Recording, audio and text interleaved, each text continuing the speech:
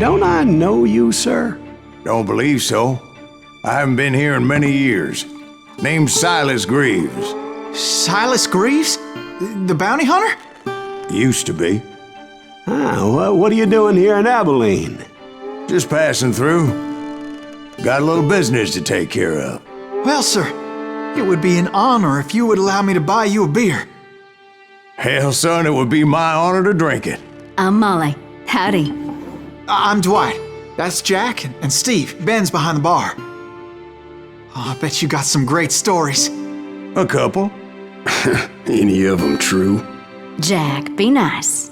A few. What about your shootout with Henry Plummer's gang in Bannock, Montana? Is that where you started as a bounty hunter? That's what it says in this here dime novel. Don't believe everything you read in them dime novels, boy. First man I hunted was back when I was riding with Billy the Kid. You knew Billy the Kid? Damn right. That scrawny son of a bitch had no fear. Wouldn't back down for nobody. I heard he collected the 10 stars off any crooked lawmen who crossed him. It was a war, boy. The Lincoln County War. And Billy promised his regulators would take the life of every bastard who helped bushwhack John Tunstall. Kid had a big chip on his shoulder and a hair-trigger temper. Made him dangerous as hell.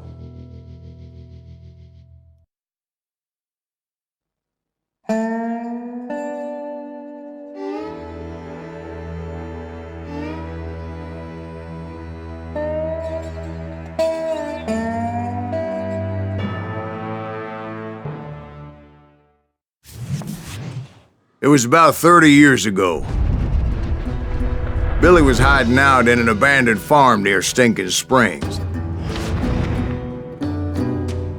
I threw in with the kid because the man I had sworn vengeance on was riding with Billy's enemies. But before I tell you why I want that sumbitch dead, let me tell you what happened that day. I was heading back to the hideout when suddenly I had this funny feeling. Funny, ha-ha? No, Steve. The other kind of funny.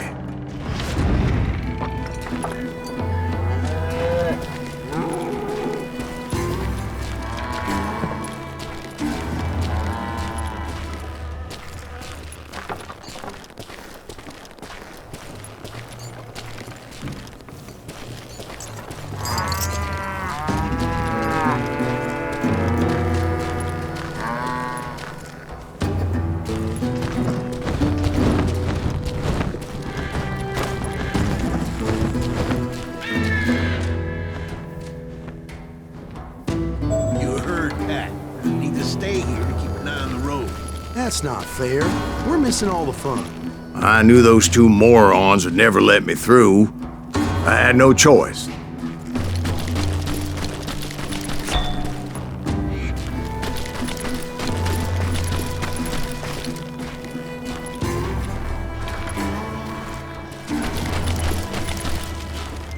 Who's that? Is he with us?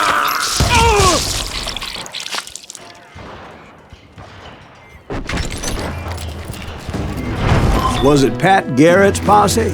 Oh yeah. I heard the shots and I knew I had to move fast.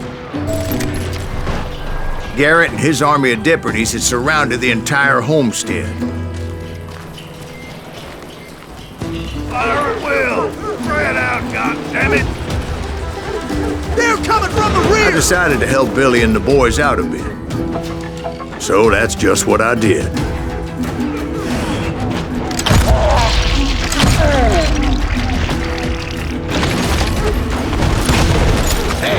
Got one behind us!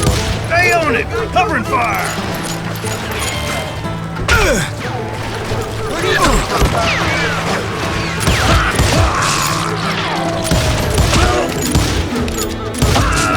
As the governor of New Mexico was paying for the kid's apprehension, Garrett was able to hire every gun hand in Lincoln County.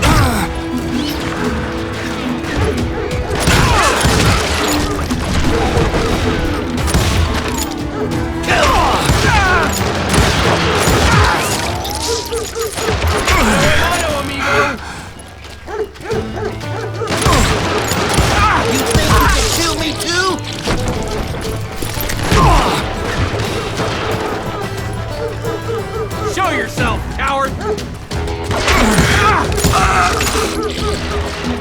I'm putting you down!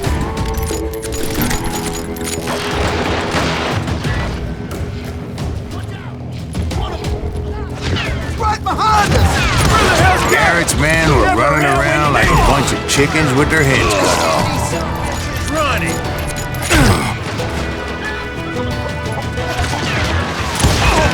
Leave him to me!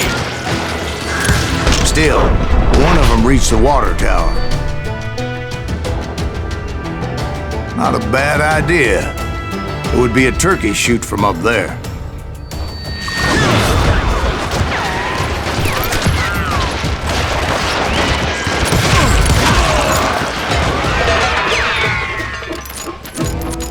Where'd he come from?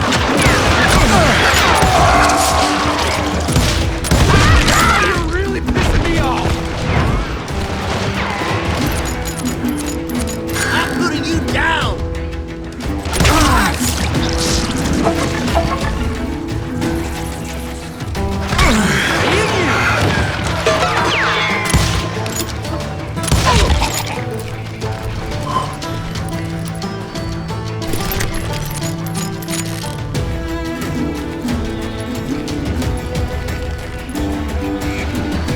Luckily, these shooters Garrett hired weren't the sharpest tools in the shed. The right position is very important. Personally, I prefer to be on top. Oh, you do you? Indeed, darling. But where was I? Oh, yeah. A lot of them were saddle tramps or sod busters or drunken drifters looking to make a few bucks. Take a call, huh?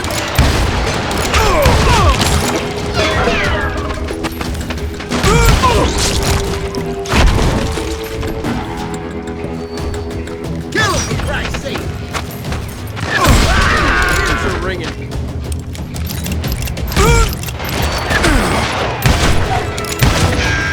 I'll do you myself!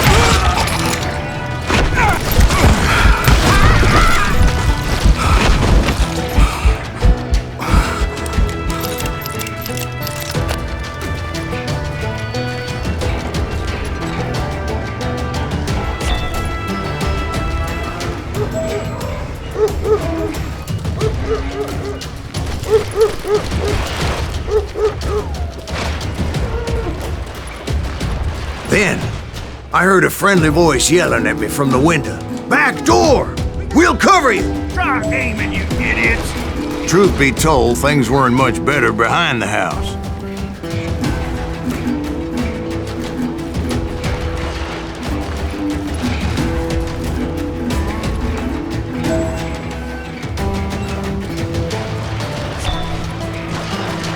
Watch your flank! I cut their numbers in half, but that just made the ones that were left twice as mad.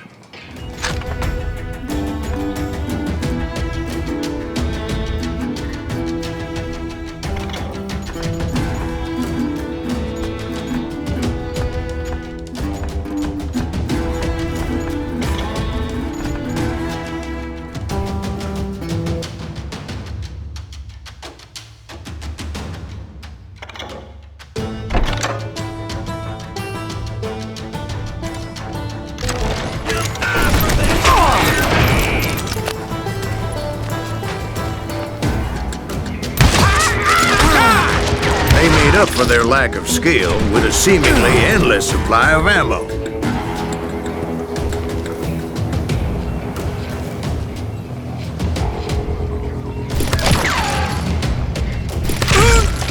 Hello, amigo!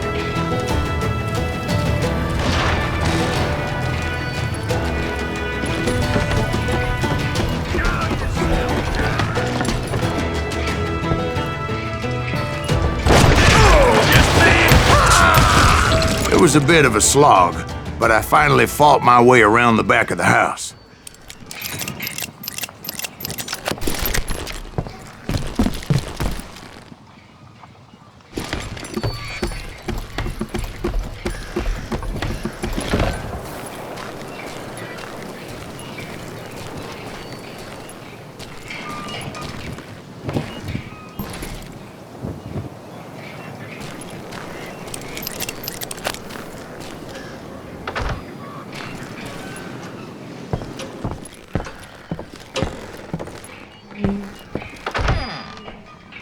And like that, I was inside, none the worse for wear.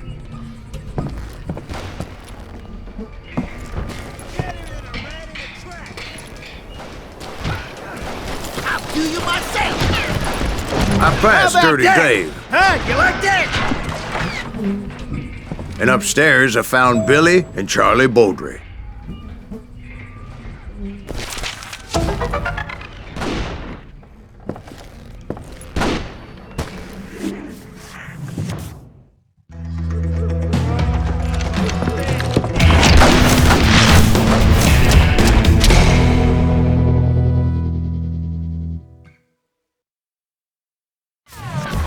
Billy looked at me and said, "About time, amigo!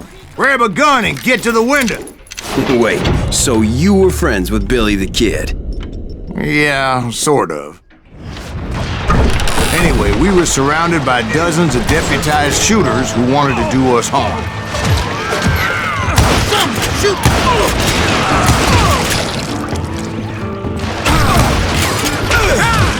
I'm telling you, Garrett's men were dropping like flies, but they just kept on coming. Goddamn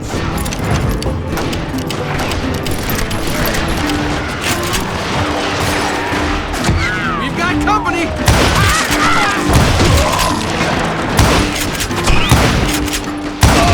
He's killing everybody!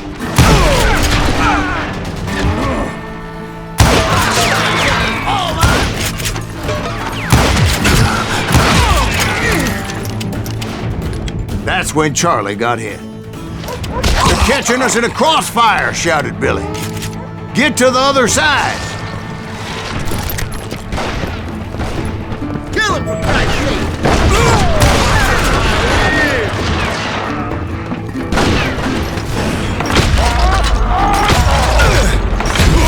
I'm done with you.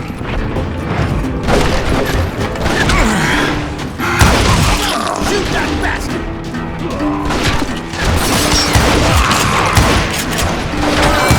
Enemy done! Where'd he come from?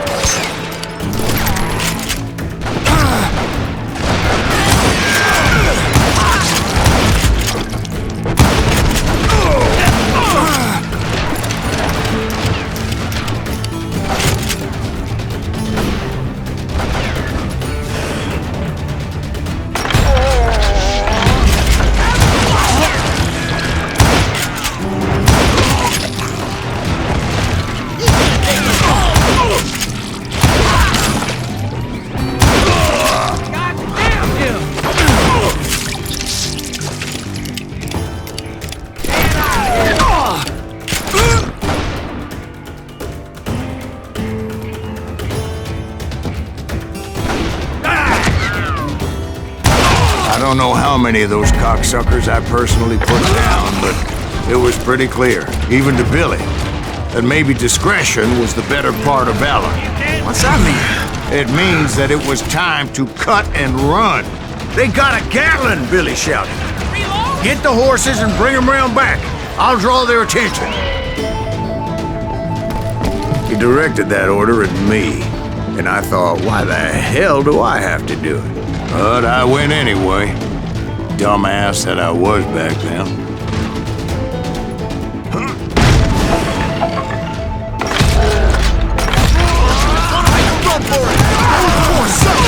Many would have fled in my place. But I had that false sense of invincibility that many young men have. Like Jack here. What are you saying, old man? Jack, he's just joshing with you now. Yeah, he better be. Mr. Greaves, please continue. Please, call me Silas, ma'am. Now, where was I? You can't get me. You were heading for the barn. Waste your bullets. Go ahead. Can you shoot around corners?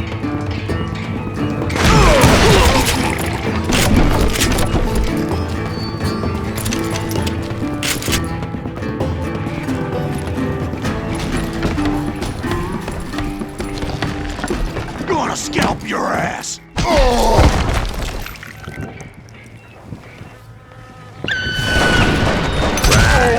Making my way past a passel of fallen foes.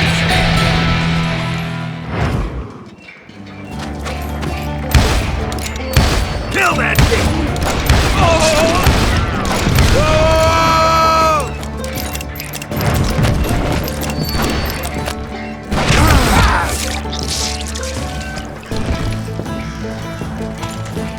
Sounds like Garrett hired a whole regiment of hired guns. Yeah, and just when I thought I was done with them, more of these hapless bastards would pop up.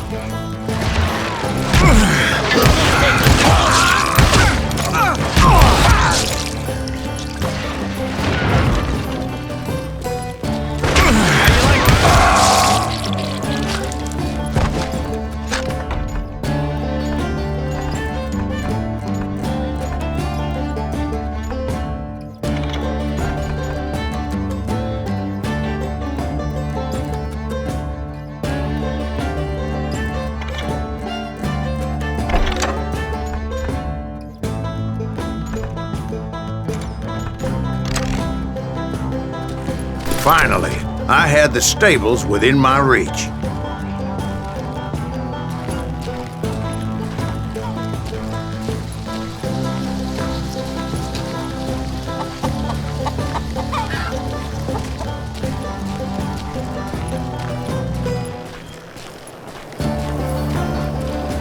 And that's when I met Sheriff Pat Garrett.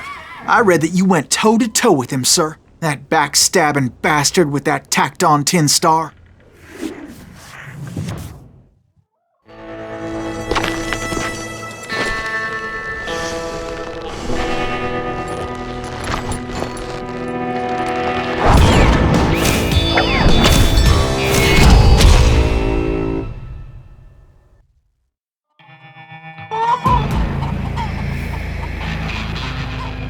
You challenged him to a showdown. You read that in a dime novel?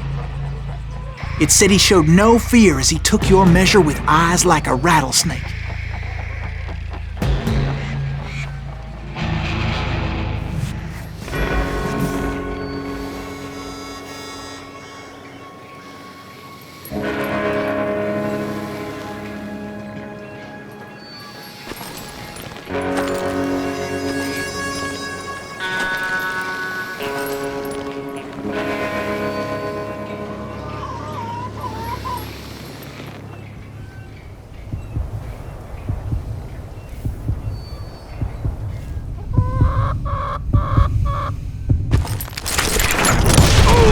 And that you killed him in a fair fight. Is that what that penny dreadful said? No, boy, that ain't what I meant when I said I met Pat Garrett. So let me start again. I finally reached those damn stables.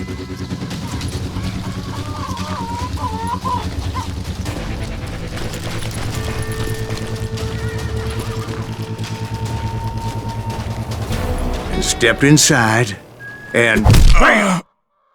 Last thing I heard was Garrett's voice. That's not Billy. And go on, how did it end? And, boy, that was just the beginning.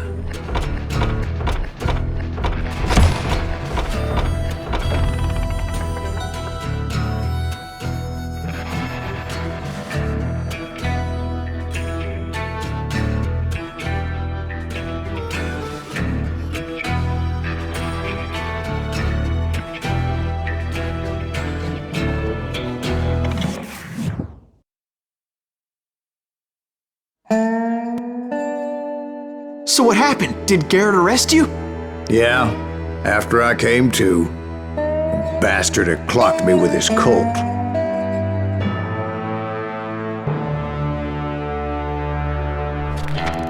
And the kid surrendered? When he realized there was no getting out of there alive. So they locked you up in Lincoln? Indeed they did. Sentenced me to hang right along with the kid.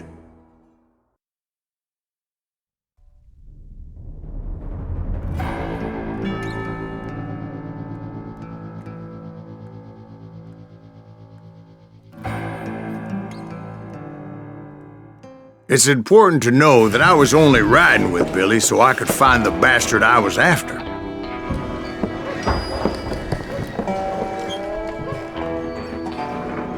He was with John Kinney's gang, and they were sworn enemies of Billy's regulators. Why were you after him? I owed that son of a bitch a bullet for what he had done to me and mine. Instead, all I got for myself was a goddamn death sentence. Luckily, it was right around then that I heard Billy make his move. He shot Jim Bell and a few other guards as he made his getaway. Later, they wrote that some lady friend planted a pistol for him in the privy. What the papers didn't say is that Billy helped me escape too.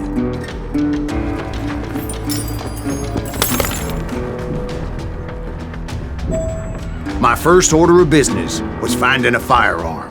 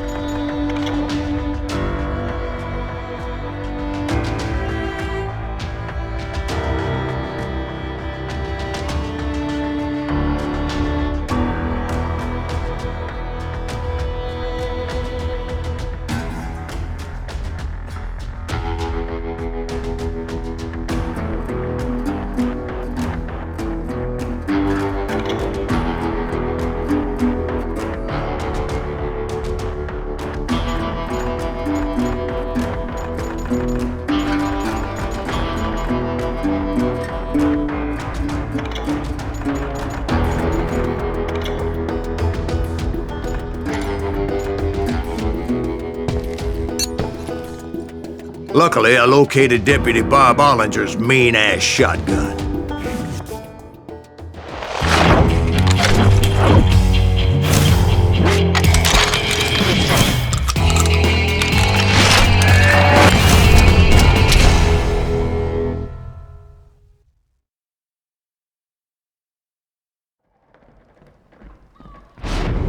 I saw Billy through the window, and he yelled that I should take to the rooftops to make my escape. So I did. Anybody see Billy? Hell yeah. That scattergun was like a double-barreled howitzer.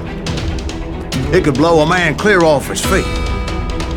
You hardly had to aim the damn thing. The kids escaped raised a huge ruckus.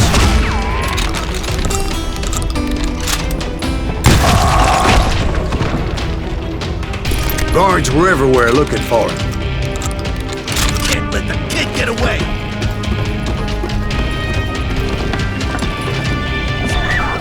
Oh my God! Anybody see him?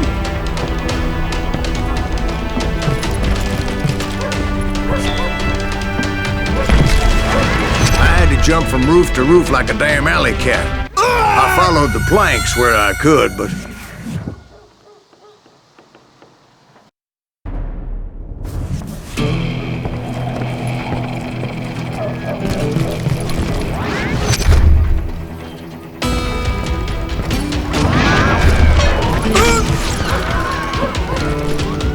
Some of that wood was slippery as hell. The whole town was up in arms. And suddenly, I was a fugitive.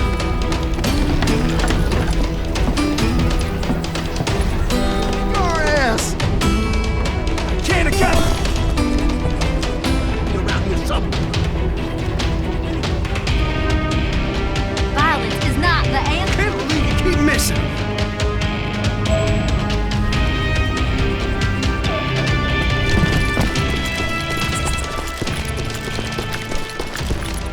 So that bastard you were after, what did he do? He did me and my family a grievous harm. But I knew if I was ever going to find him, I would need to get my ever-loving ass out of there. I tried to be stealthy and sneak my way past. This town doesn't have a moment's peace. Where'd he get you?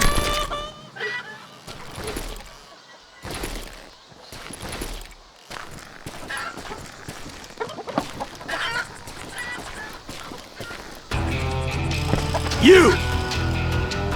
But hell, if they weren't all waiting for me. Apparently, some of them thought I was Billy. You hooligans can go to hell. Don't let him get away!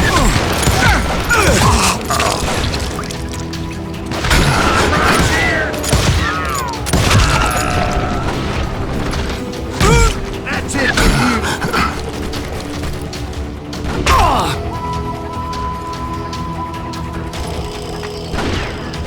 Got a lot more bullets!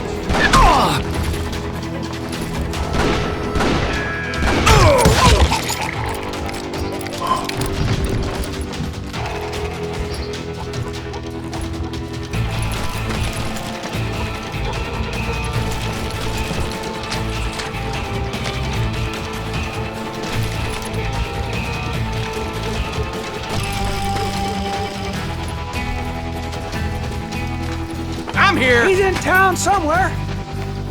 See, me and the kid shared a certain similarity in build and coloring.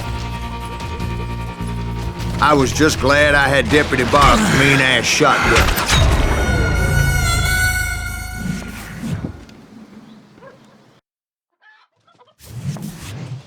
Get the windows, lock the door! Get off the street! Let me get you! Oh, God! You!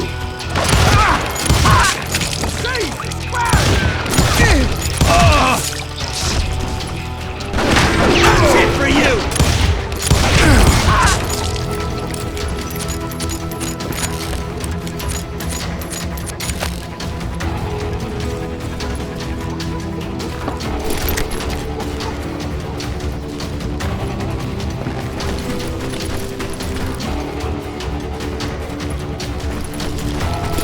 I've got this!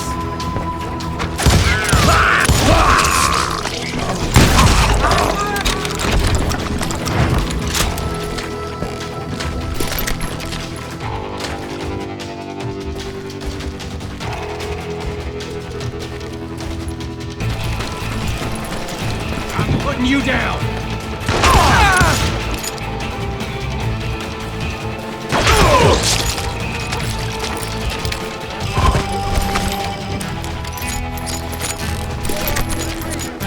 Stone! Lock the doors.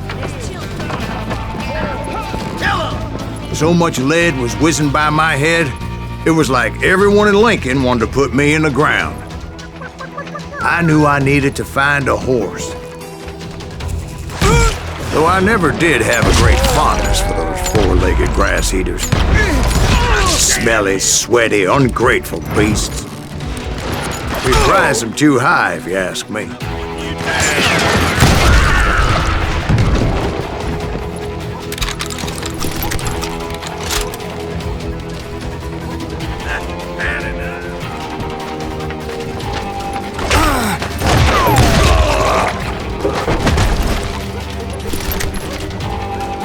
Enough of this!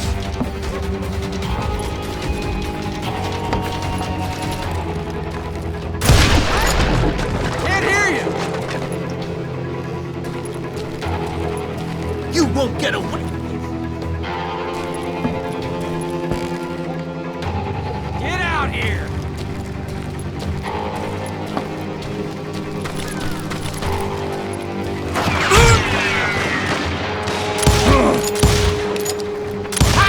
God damn you!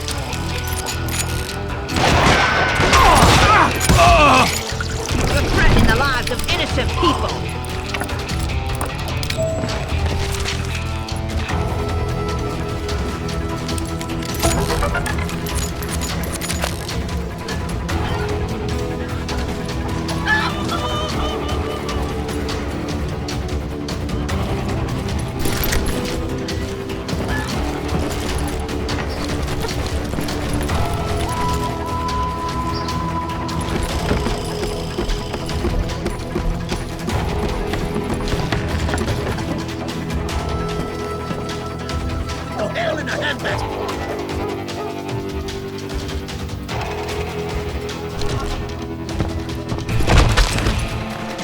But where was the kid while you were busy getting shot at?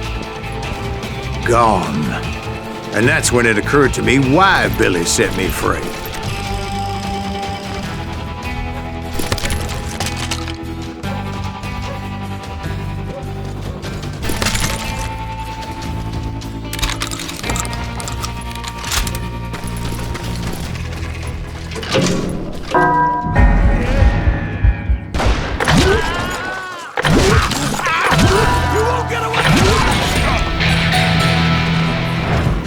So I could be a hapless decoy and draw attention while he snuck out of town.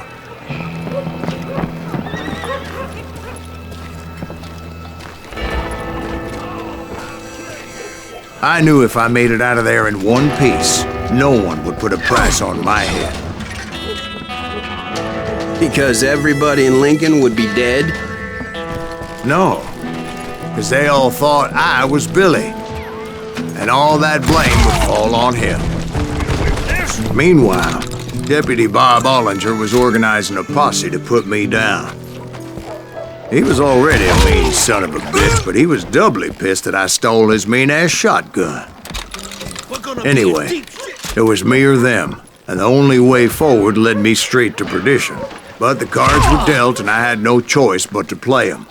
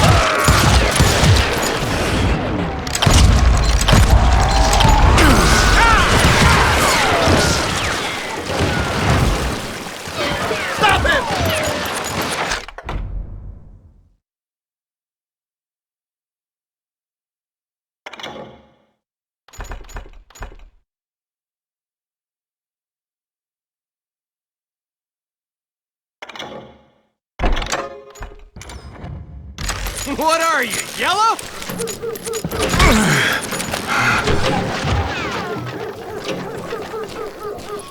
We can take him!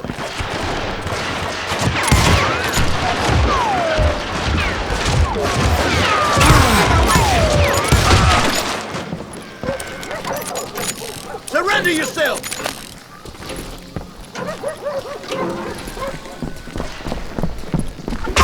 Right here! Now you're really pissing me off! You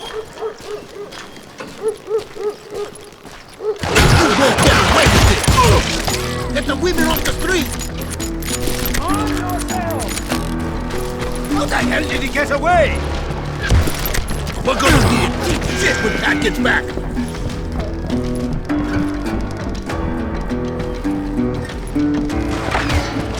Think I'm waiting!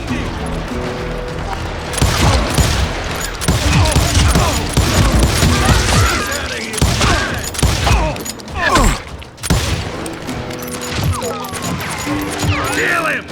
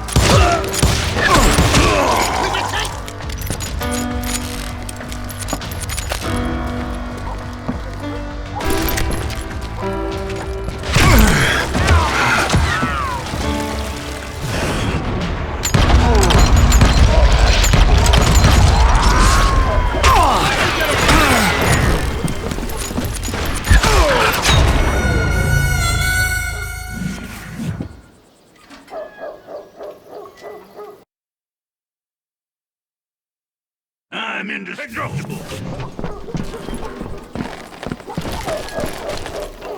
Some big!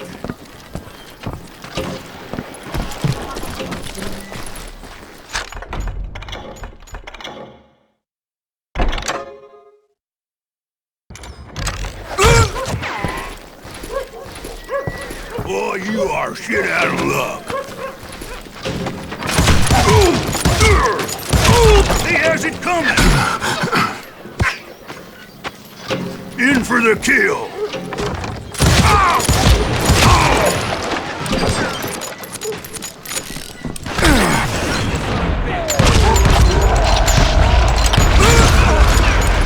We're gonna be in deep shit when Pat gets back!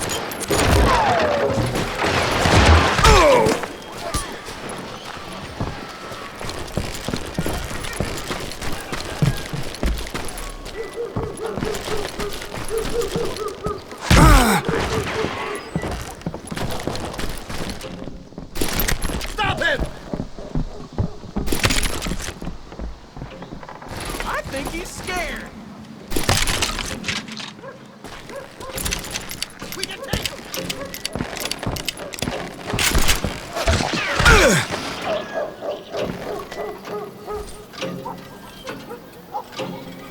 Kill him! Show yourself, coward! You'll die for this! You hear me? We're gonna be in deep shit when Pat gets back! Give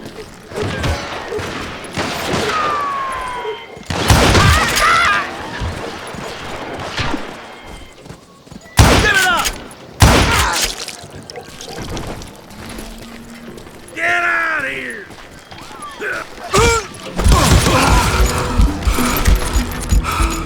On yourself! How the hell did he get away? Don't let him get away!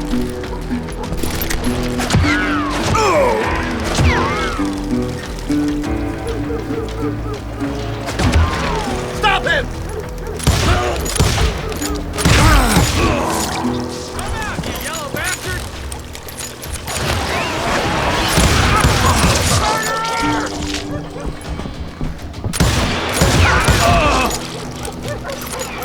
Murder him!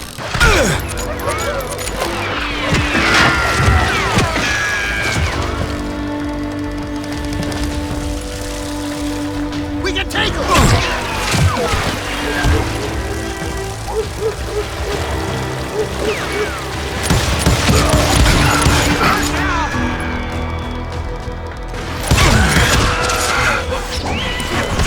Get back!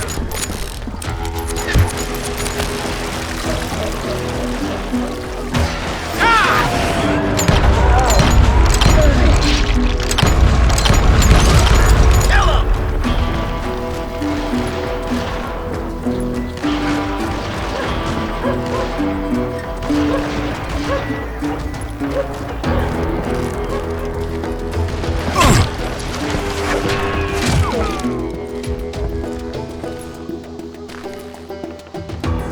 I'll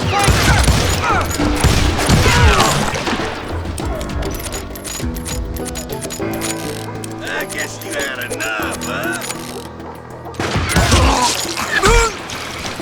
Don't let him get away!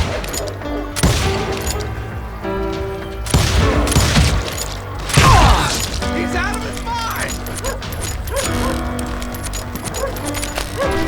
We can take him!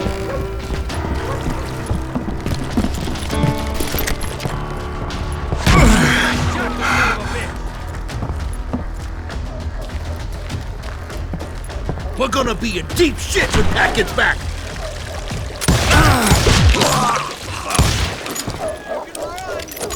Can't hide forever!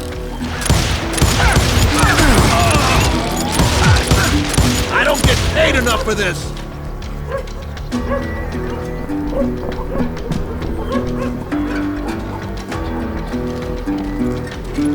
Put down your weapon!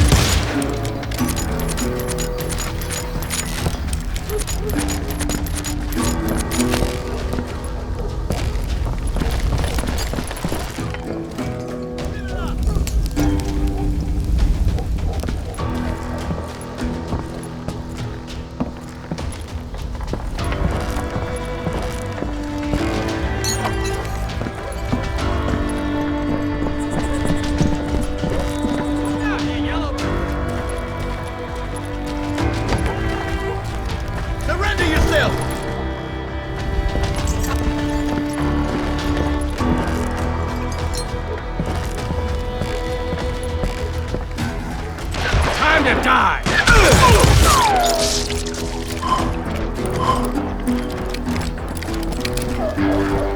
Finally, I found what I was looking for. The stables on the edge of town.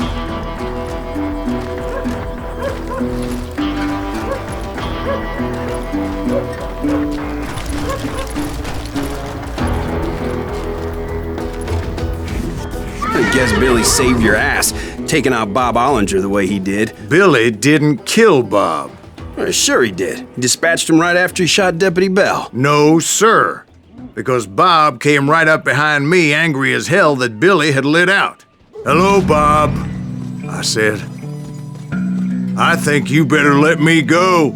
And he says, "I don't think so, boy. Not with my shotgun." So we stood there in the middle of the street, eyeball to eyeball. He intended to kill me, and I knew I had no choice but to defend myself.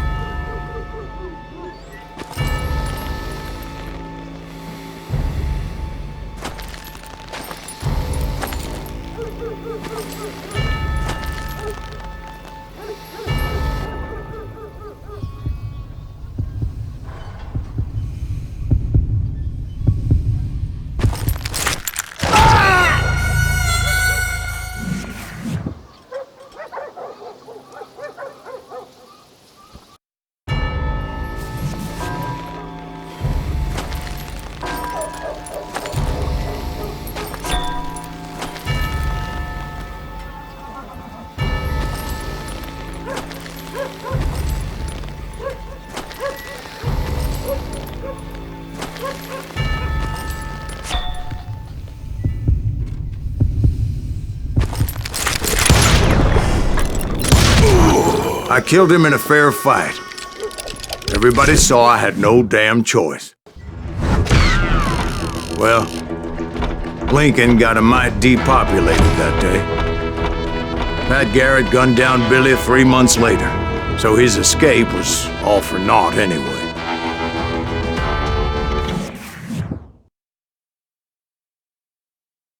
So where'd you go after Lincoln? Mexico. Until I realized nobody was looking for me. I ended up taking a job at the Rurales. The Mexican Rurales? I was hired to help them track down the cowboys. The most vicious outlaw gang in Cochise County? Curly Bill Brocious? Johnny Ringo? Led by old man Clanton himself. They must have paid you a pretty penny to take them hombres on. Not really. But truth be told, I had my own reasons for going after those boys.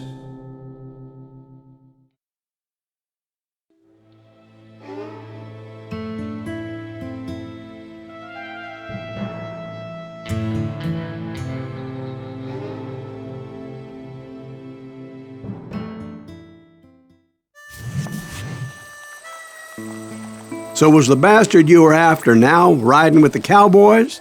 Roscoe Bob Bryant was his name. Oh. But no, this time it was a different bastard I was after. The aforementioned Mr. Ringo. And yes, he was working for old man Clanton.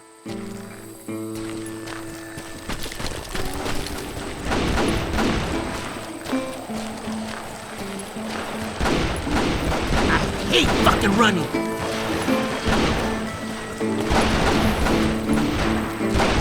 I came upon them robbing a stagecoach, which wasn't surprising, being they were such murderous thieves and bastards. The bandits wore red scarves, so I knew they worked for the old man. Over there! There! I did my best to help those poor passengers.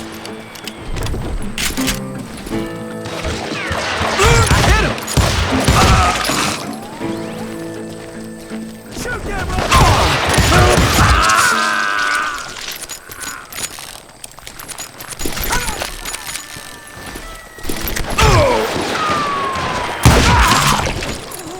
Moments later, the attackers were dead, and I checked the stagecoach to see how many passengers were still breathing. None. It was then I wondered if the rocks weren't hiding more bandits. Was that all of them? Or did I just hit the rear guard? I quickly got my answer. They attacked from on high like Apaches often did. They would appear in great numbers from above and rain down lead on their helpless enemies' heads, making use of the high ground and whatever else they had. Yep, the Apaches always appeared out of nowhere, and there never seemed to be an end to them. Hold on. Were you attacked by Apaches? What happened to the cowboys? Did I say they were Apaches? I said Clanton's cowboys attacked me Apache style. I was in a pitched battle, but I was holding my own against an overwhelming enemy force. Can't outrun a bullet!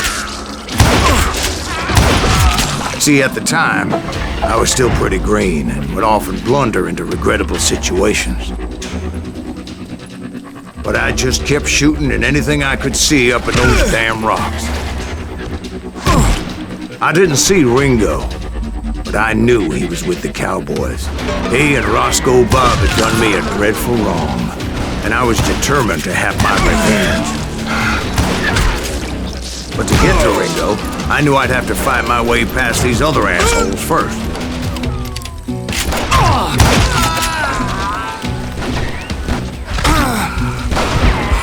He's getting away!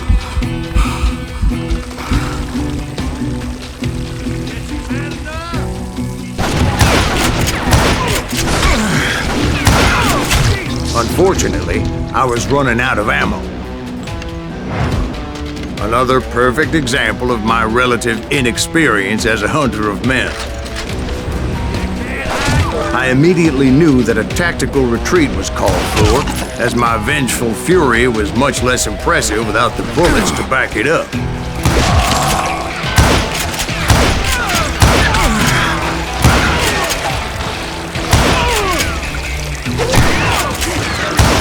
Finally, they managed to corner me.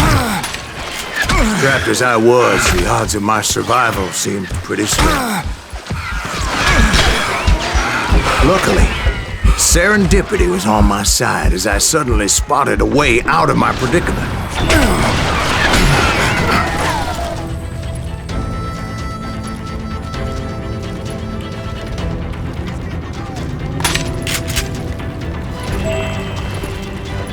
I ran ahead as if the devil himself was after me.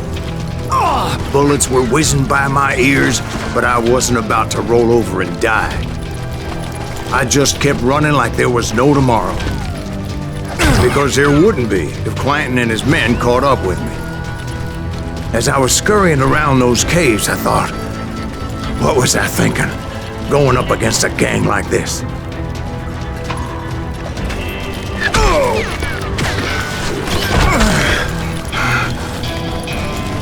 I just kept running, not knowing where the hell I was going.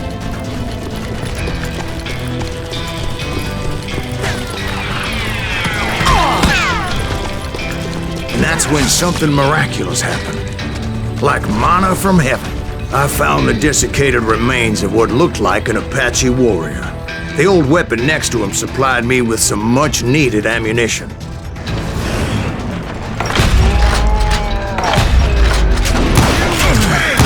Masterson once told me it was more important to be lucky than good, and he would know.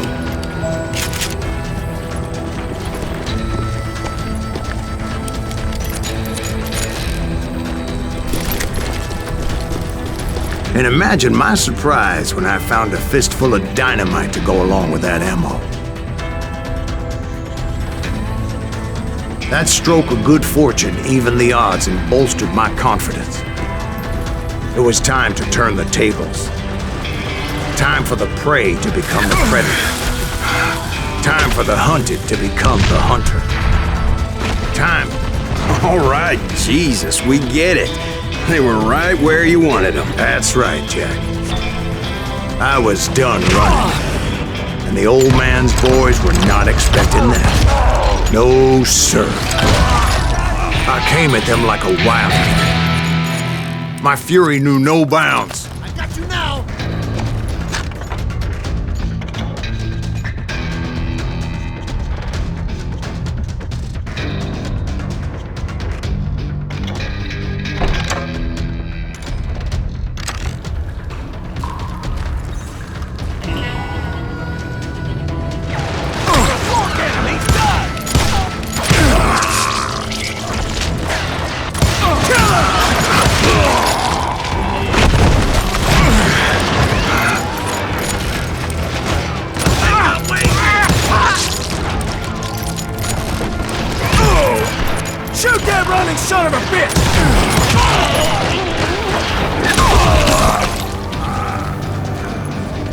It was finally time for that old man to pay for his sins.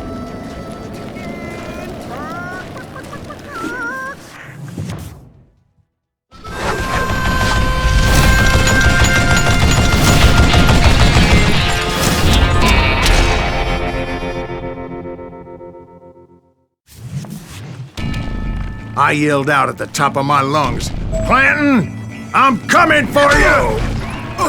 A little stealth might have made more sense, to be perfectly honest. Because that old fool had a Gatling gun and enough bullets to last him till kingdom come. But I knew I could not let that deter me. Not if I was to find and kill Ringo. I needed to get that old man off that gun.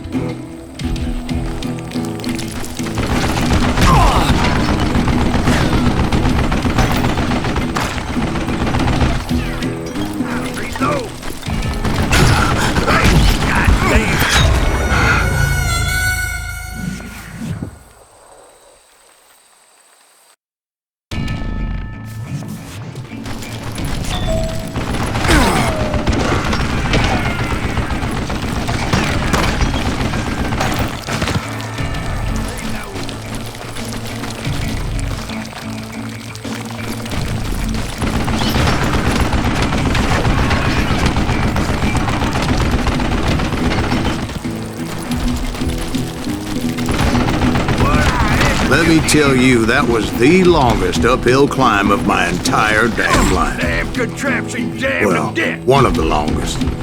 There was that one time I was pursuing Frank James, Jesse James's brother. Jesse James? Perhaps we could talk about that one later. Now, where was I? Right. I had old man Clanton in my sights. Most everyone thought it was the Ruales who had come up against him in Guadalupe Canyon, but it was just me.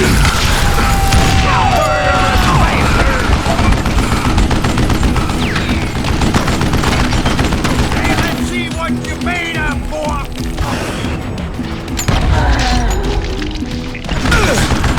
These are good men, you're killing. Wait, goddamn bullet.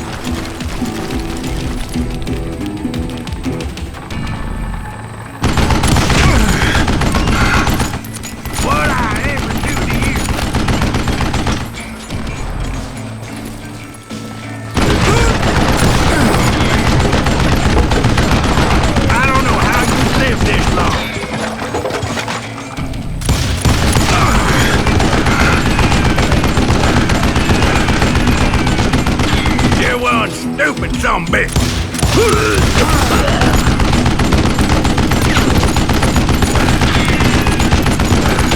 What a piece of crap! Would you just die?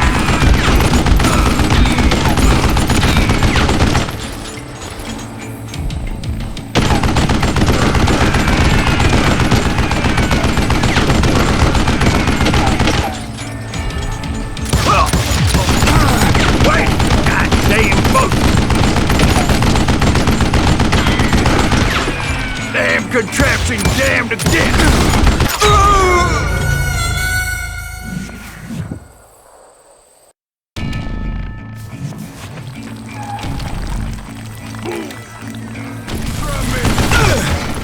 You want stupid zombie!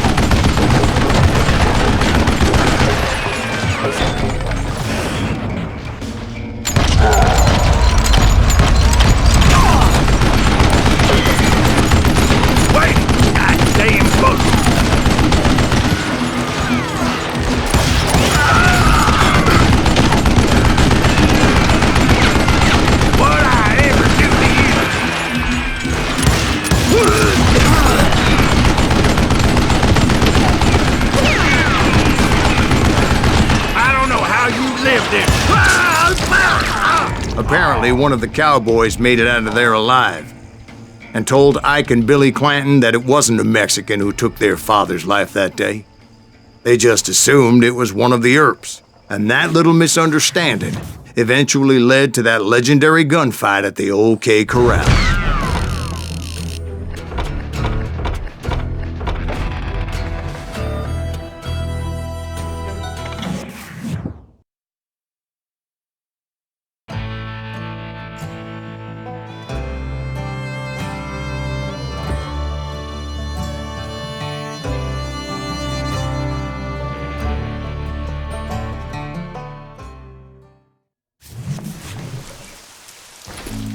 A few weeks after that dust-up at the OK Corral, I was still after Johnny Ringo.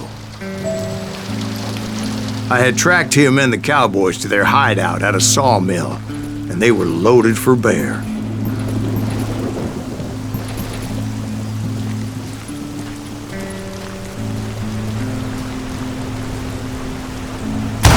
So what exactly did Johnny Ringo do to piss you off?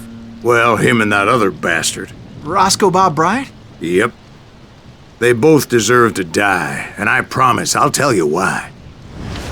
But first I need to tell you about the Cowboys' new boss, Curly Bill Brocious. Herb's coming! Get ready, boys.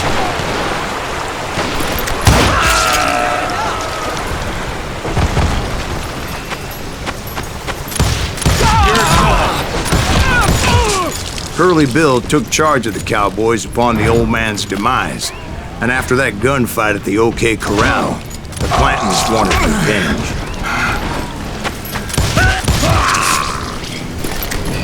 Kill him!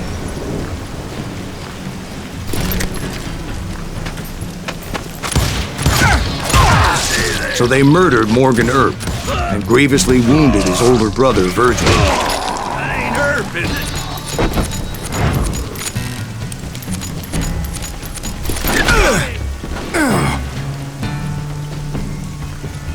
Just shoot the son of a bitch! Wyatt and Doc went on what became known as the Vendetta Ride, hunting those outlaws down. So when I showed up, that's who they thought I was.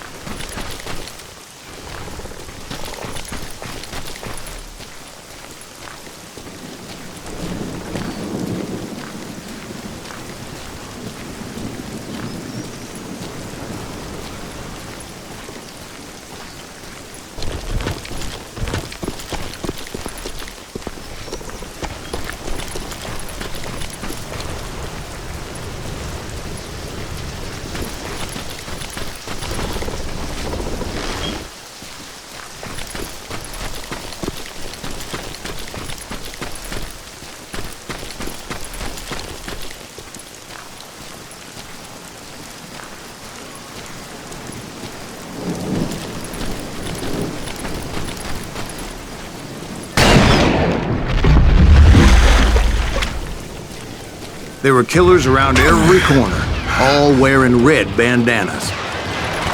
That's how the Cowboys identified each other, and I was beginning to wish I had one myself.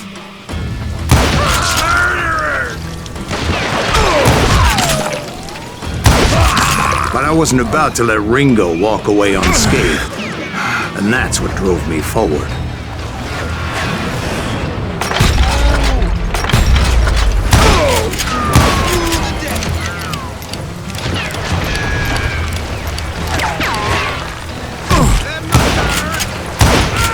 They say that Ringo was infernally fast. I hardly saw anyone faster, boy. Certainly not Wyatt Earp.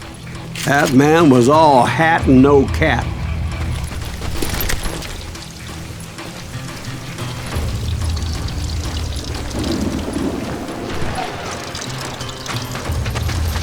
Kill him! Earp wasn't much of a match for him, but Doc Holliday might have taken it. That lunger should have kept his nose out of it. They never charged anyone for the murder of Morgan Earp. But everybody knew that Curly shot him in the back. That was common knowledge. Yeah, maybe so. But Ringo had nothing to do with it. He was just being loyal to a friend. Is that what you call it? Being loyal? Well, to get to that loyal friend, I had to pass by some buzzsaws as big as a man.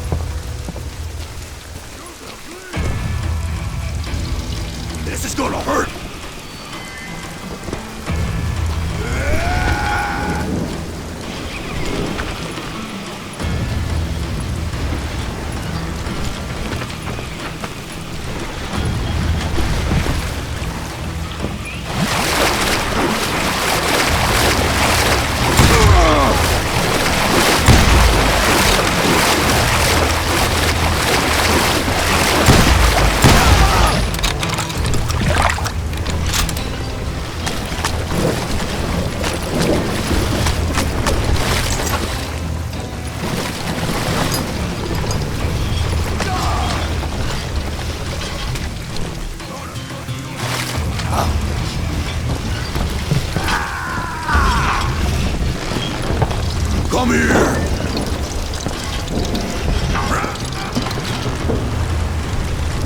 You're gonna bleed! This is gonna hurt!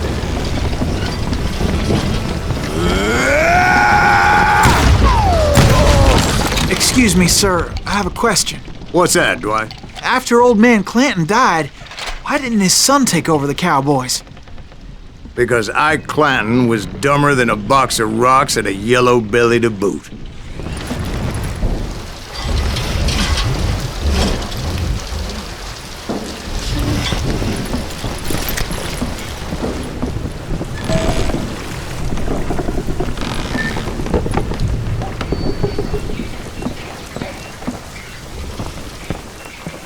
Now, where was I? Taking down the entire cowboy gang single-handed. Indeed I was, Jack.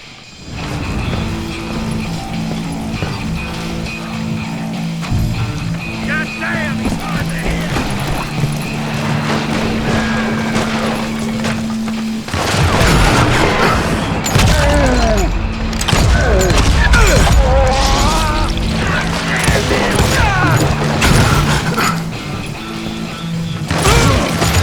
Hey, got something for you.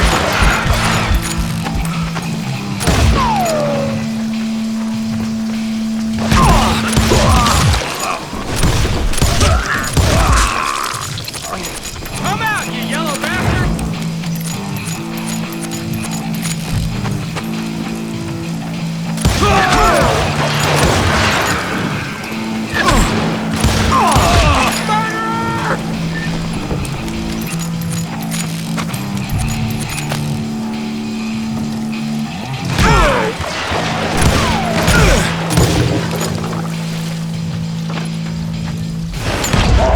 Though it wasn't easy, as those boys had good cover. You hear me?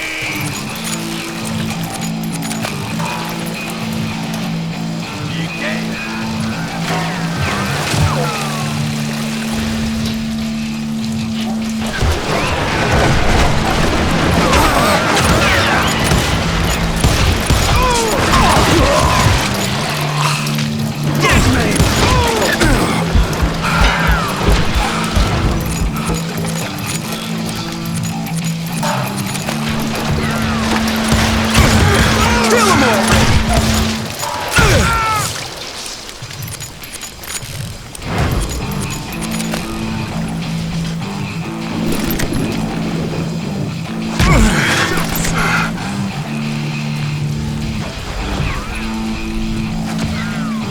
Show 'em how to die!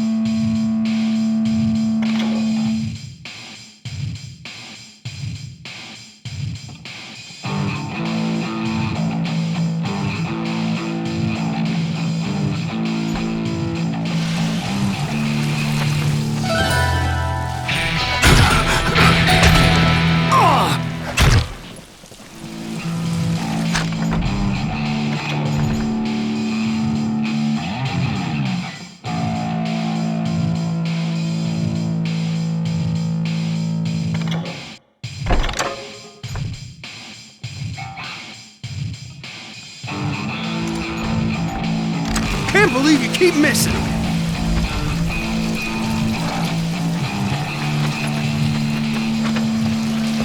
I hit him.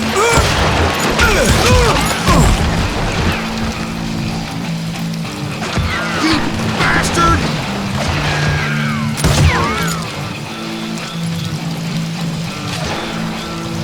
I'm just getting started.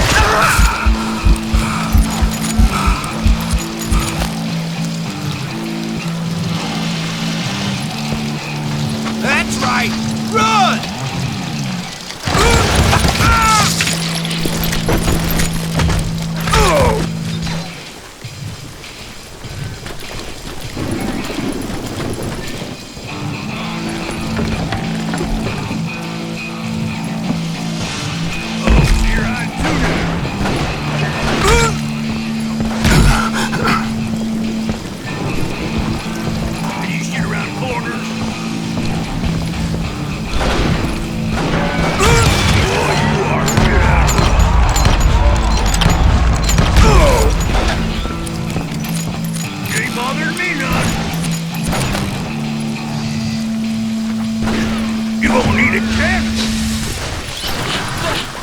On there.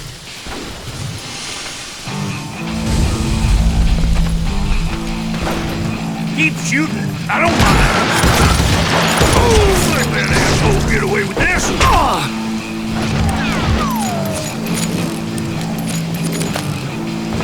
In for the kill.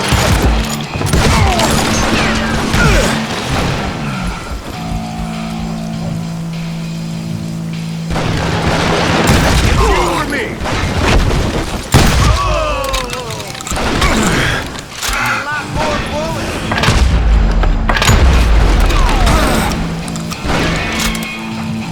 That's it.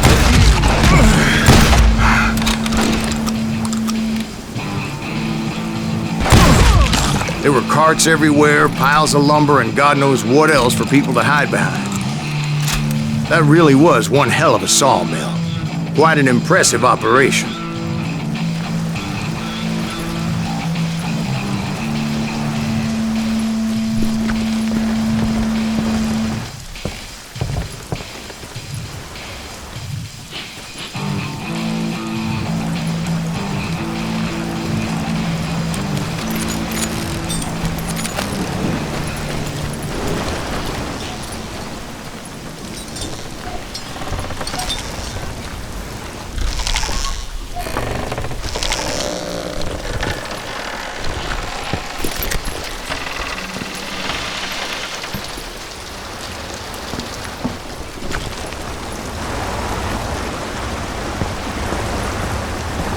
And where was Curly Bill? Did you see him? I'm about to get to that, Ben. Patience. I'm painting a picture here. There was this beautiful waterfall and a crystal clear stream that led to a verdant valley that was truly... Consider your picture painted. What happened next? Well, finally the bastards that were still alive made a last stand.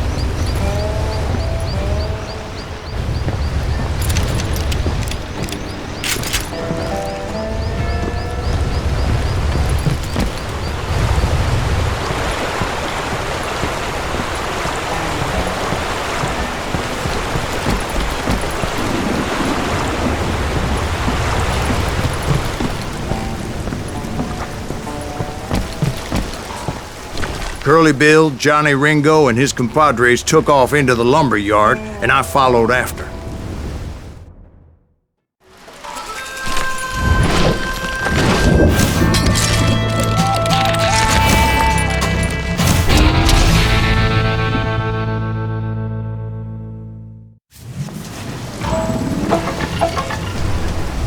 Are you saying they ran? Cowardice was not in Ringo nor Curly Bill's nature. No, sir. I never said they were running scared. They just wanted me out in the open. Time to dance with the devil. You working for Wyatt Earp? Is that sumbitch Earp? A bottle!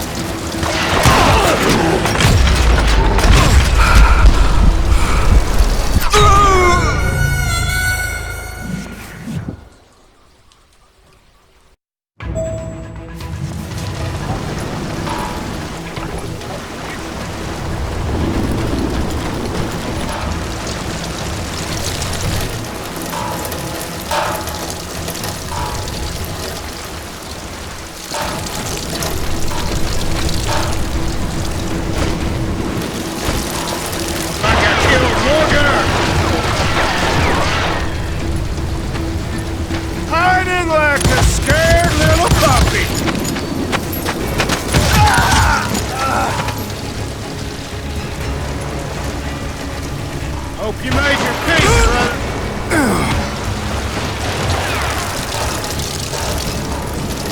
Show yourself, coward! Why is he still standing? You working for Wyatt Earp?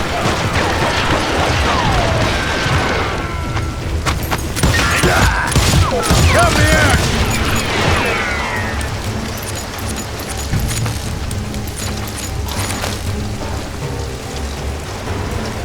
Oh, wanna play hide and seek?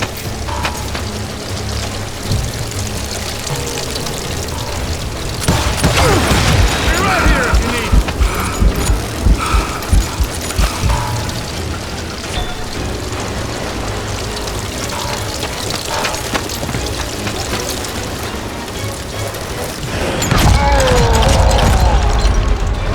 Punch some holes in him!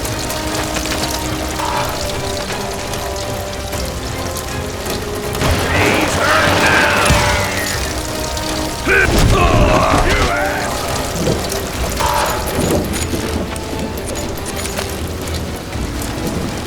No one kills Curly Bill!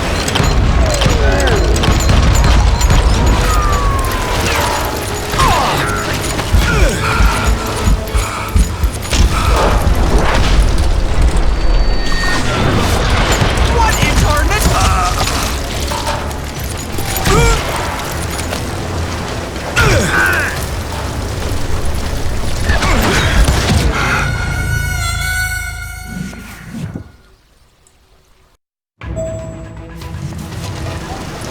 Are you saying they ran? Cowardice was not in Ringo nor Curly Bill's nature. No, sir. I never said they were running scared. They just wanted me out in the open. Time to dance with the devil! You work... Did that sumbitch Earp send you to kill me? Did that sumbitch Earp send you to kill me?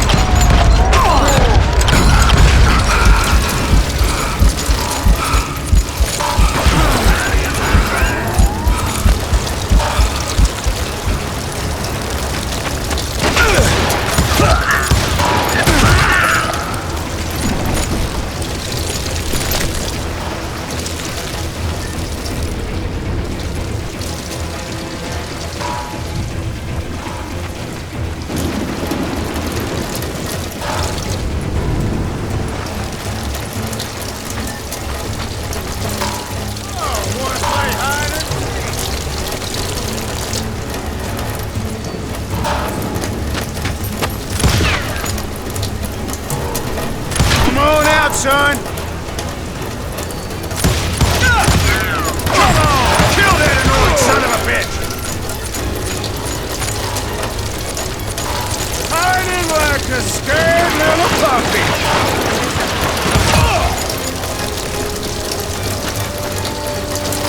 I shot the son of a bitch!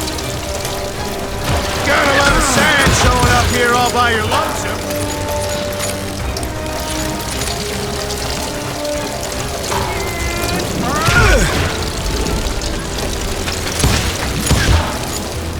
Did that sumbitch Earp send you to kill me?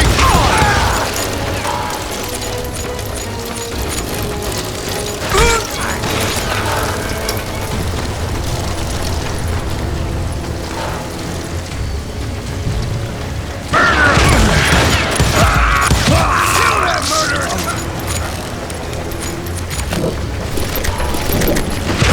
Now you like that?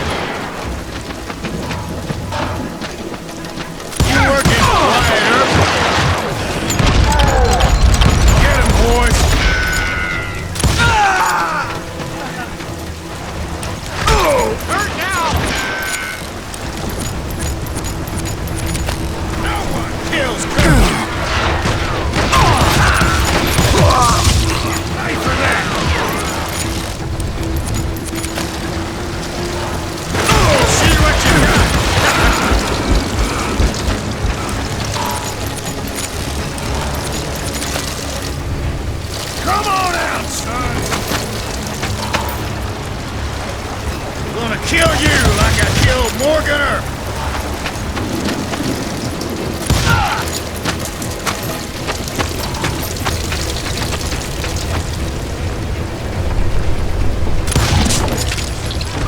Brocious gave me no choice but to take his life.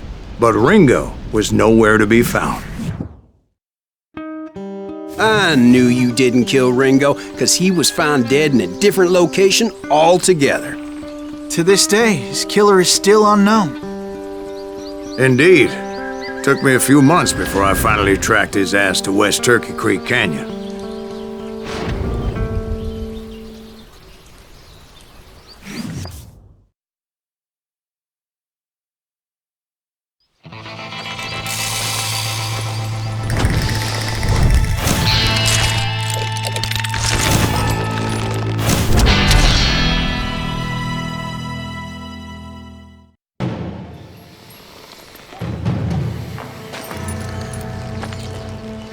That's incredible, sir. I always thought that Doc Holliday was the one that killed him.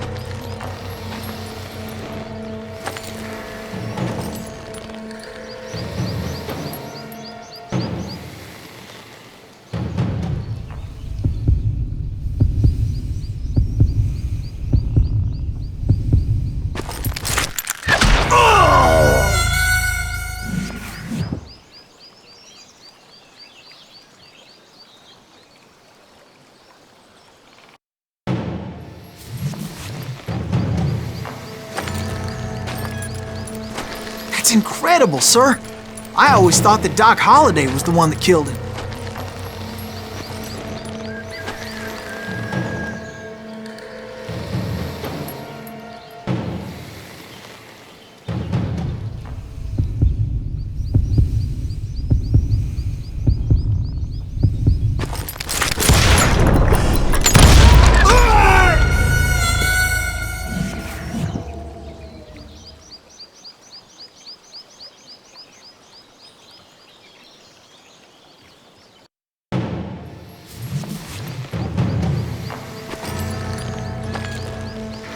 That's incredible, sir.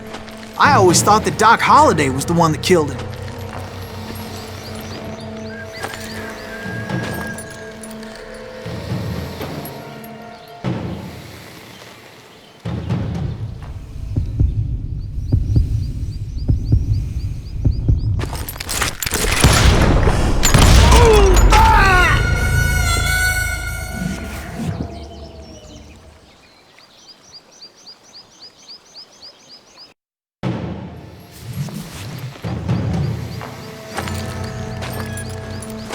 That's incredible, sir. I always thought that Doc Holliday was the one that killed him.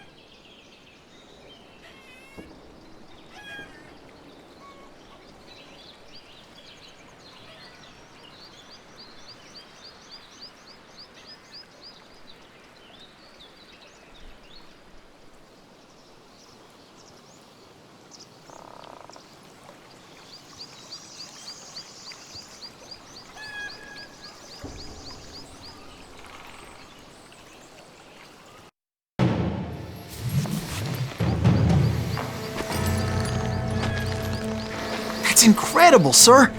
I always thought that Doc Holliday was the one that killed him.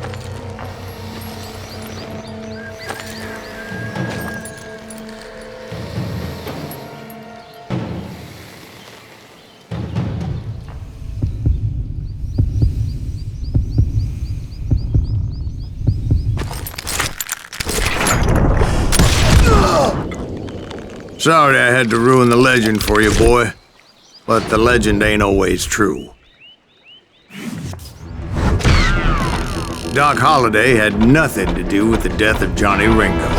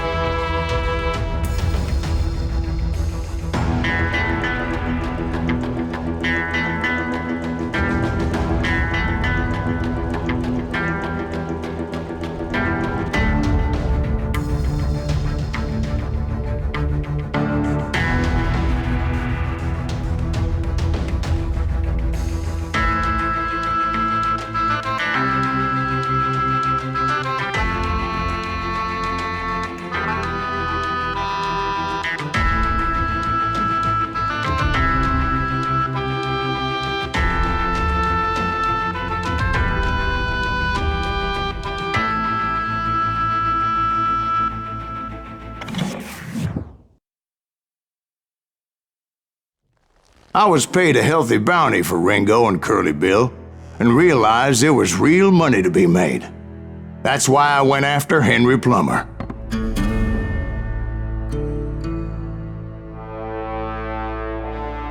Now, wasn't he the sheriff who augmented his income by shaking down miners and robbing gold shipments? That's the one.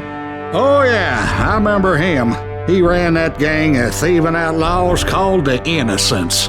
So it's true that you went toe-to-toe with him? Indeed I did, son. Indeed I did.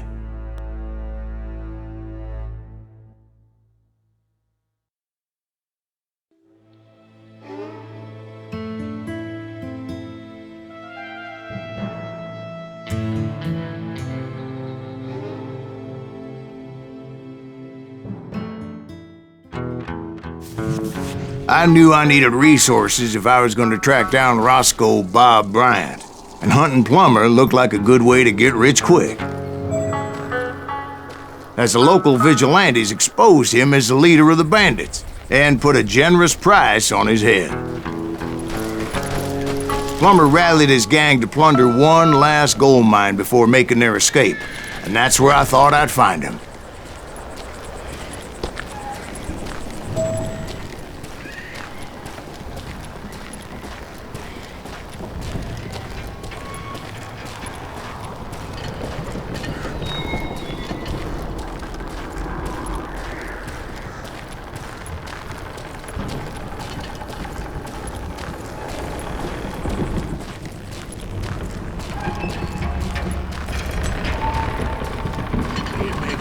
Standing so close to all these goddamn barrels.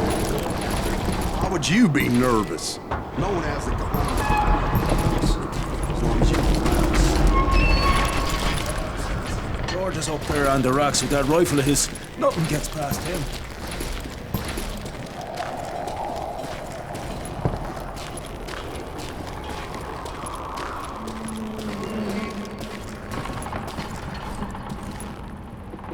Yeah. Who the hell is that? As my late father pointed out to me more than once, God made men, but Samuel Colt made them equal. Oh, that had to hurt.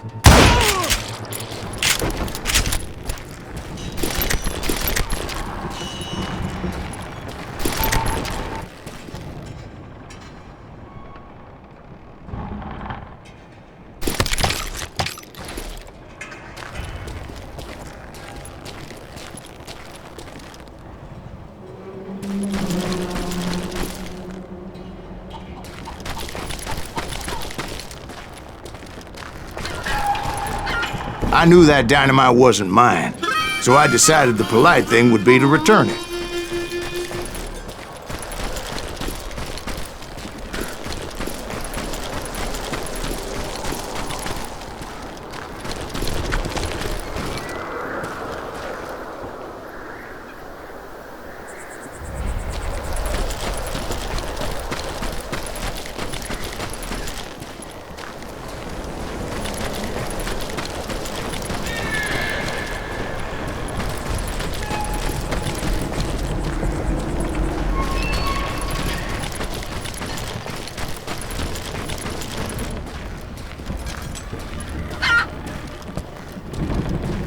It was the biggest gold rush since Sutter's Mill in '48. Unfortunately, prospectors weren't the only ones drawn to those riches.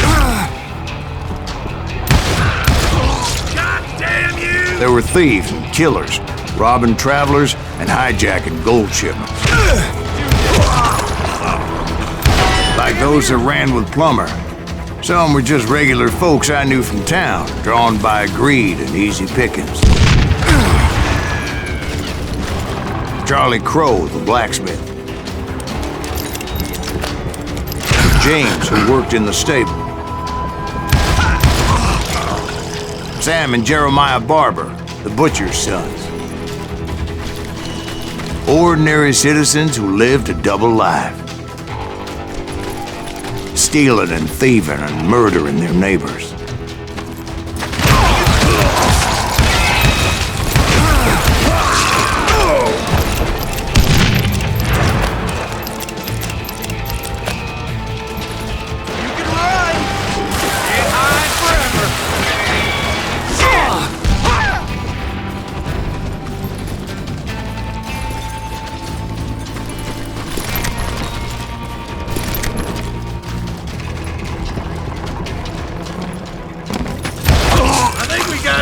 Of course, the rest were veterans of the Civil War.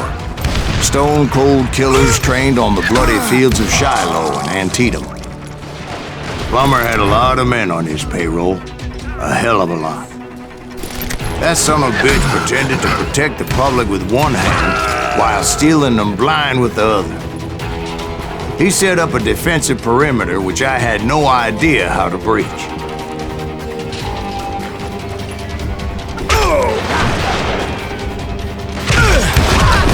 Dangerous, desperate individuals. I was outnumbered and in way over my head, but I was too damn stubborn and stupid to realize it. They must have thought I was touched. Or had some kind of death wish, seeing as there were barrels of gunpowder everywhere. One stray bullet, one stray spark, and I'd be blown to hell and gone. Did I have any second thoughts about what I was doing? I thought I was some kind of hero.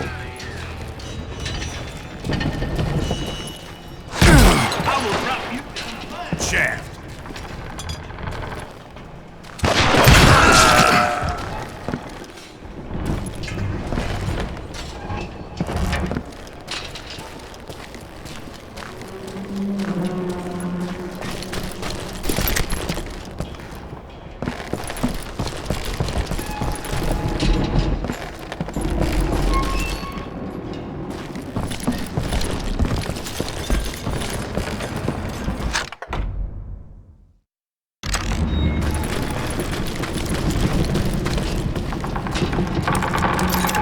I finally made it past and headed on to meet my destiny.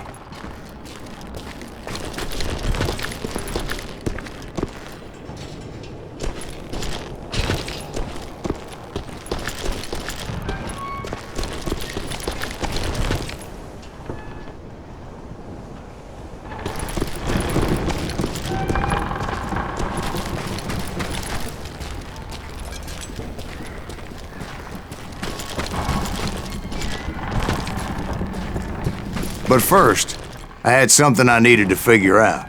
I had a few ideas on how to get into that mine, but once I made my decision, I knew there was no turning back. So my first thought was to enter the nearest mine portal. I saw an entrance. Made sense. It was the quickest way in, but that also made it more dangerous, as there would undoubtedly be enemy pickets posted along the way.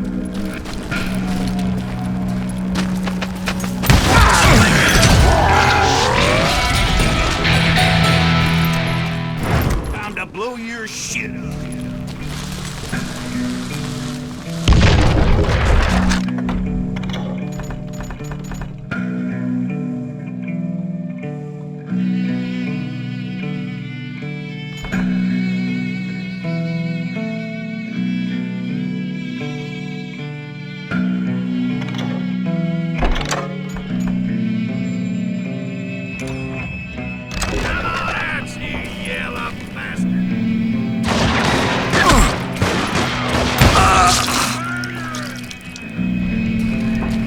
Besides, once you enter a mine like that, it's easy to get all turned around. Some of those shafts could be as deep as hell.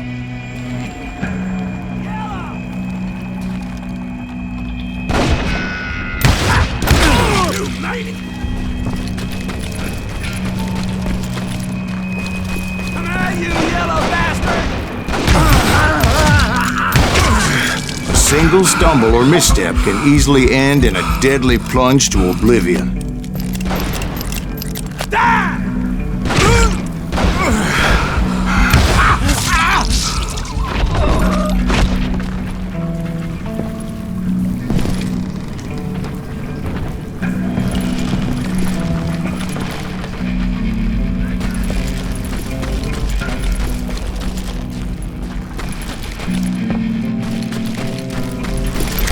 Blow your shit up!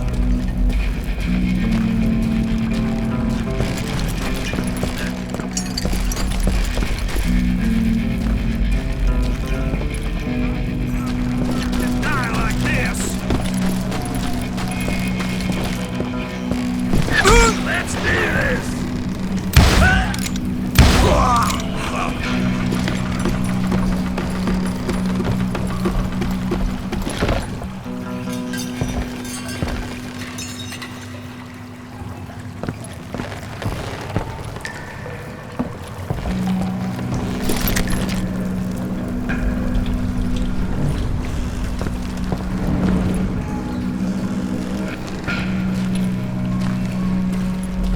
Quick reflexes often make up for a lack of common sense. Luckily, I was never one to be easily bushwhacked. I would just need to be careful not to blow myself to kingdom come.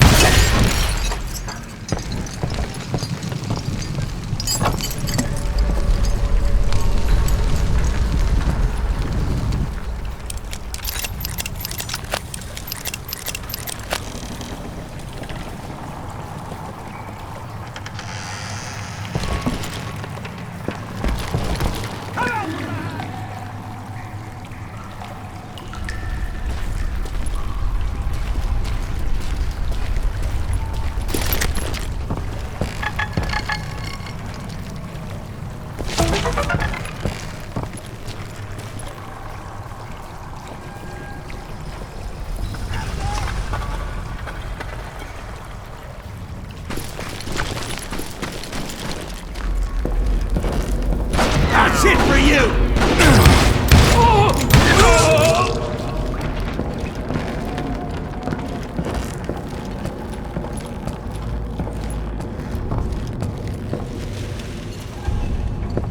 Surprise! With all that gunpowder and dynamite everywhere, a body has to know what he's shooting at.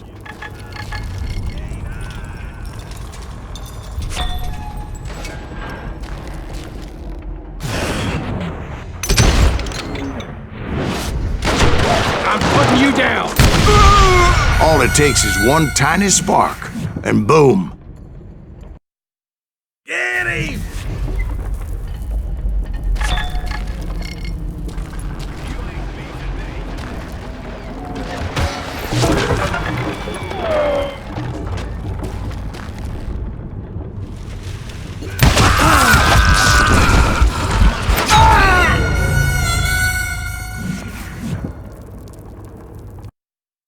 Take him! Damn ears are ringing.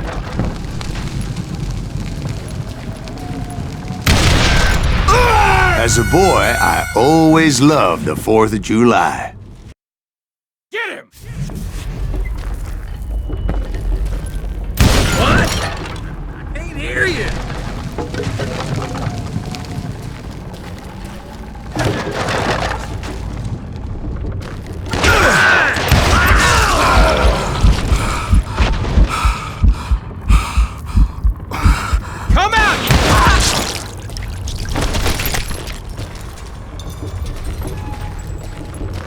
One wrong bullet could have turned that mine into a dad-blasted tube.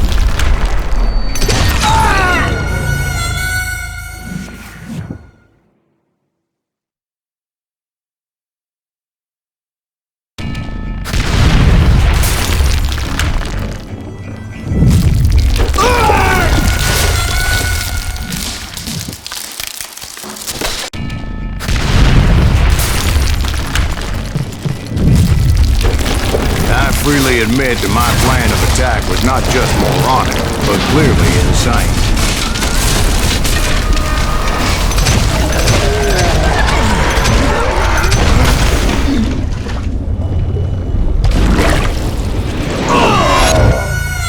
It's a good thing that I abandoned that ridiculous plan before I even tried it. Instead, I spotted a ladder way into the mine from the opposite side.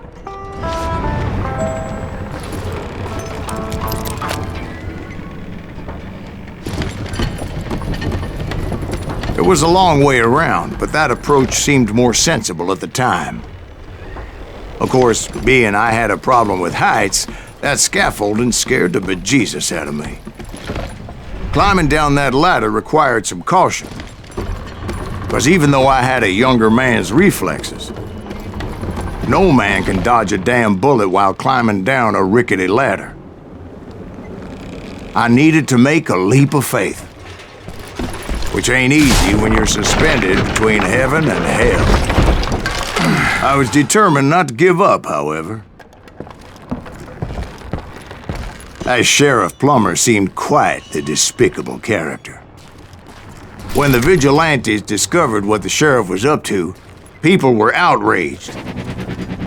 That 10,000 they put on his head would go a long way to helping me find old Bob.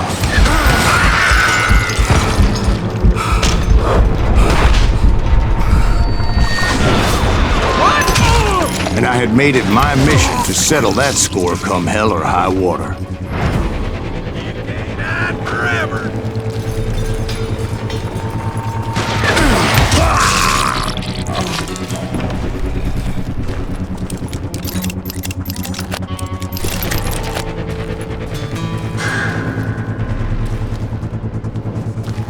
But first, I would have to make a choice. Take the elevator or climb the ladder.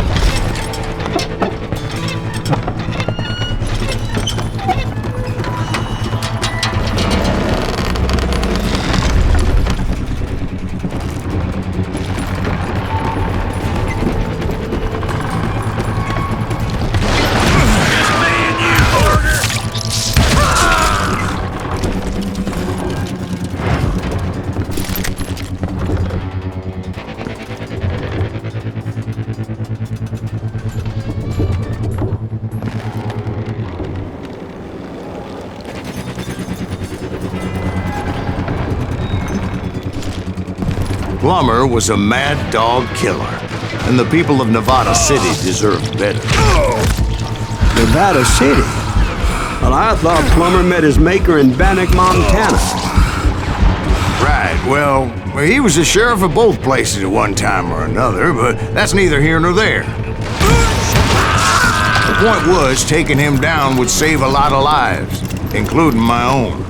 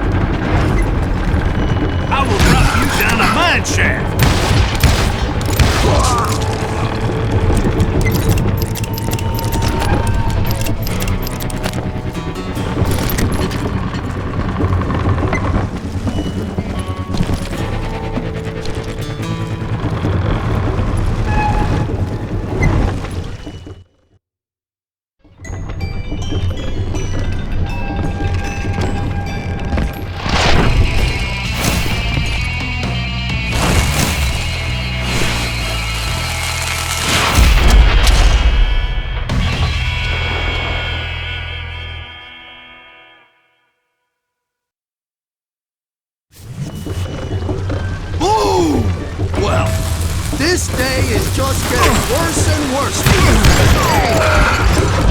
Henry Plummer was clearly unhinged, and I could see right away that this was gonna take some doing. I'm going all medieval on your ass.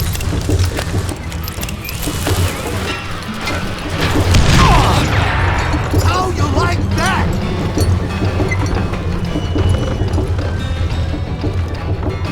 No blood money for you today. They're gonna bury you in a million pieces. Keep pissing me off. See what it gets you. I can shoot too!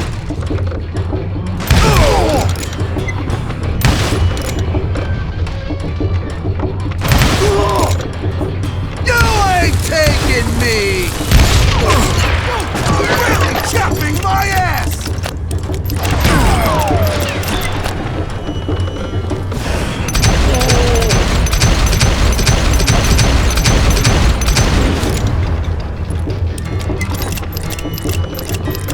This, you son of a bitch! Why don't you just join the circus? I'm going all medieval on your ass.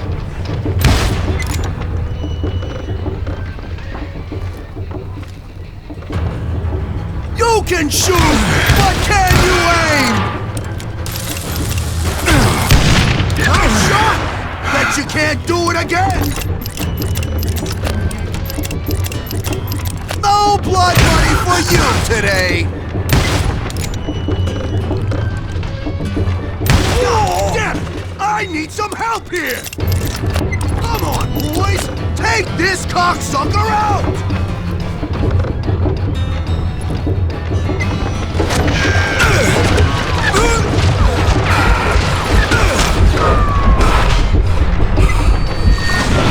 Middle-leg that sucker!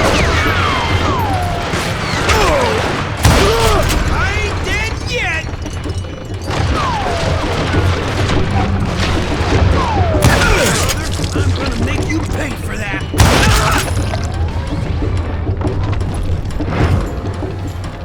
You ain't beat me, boy!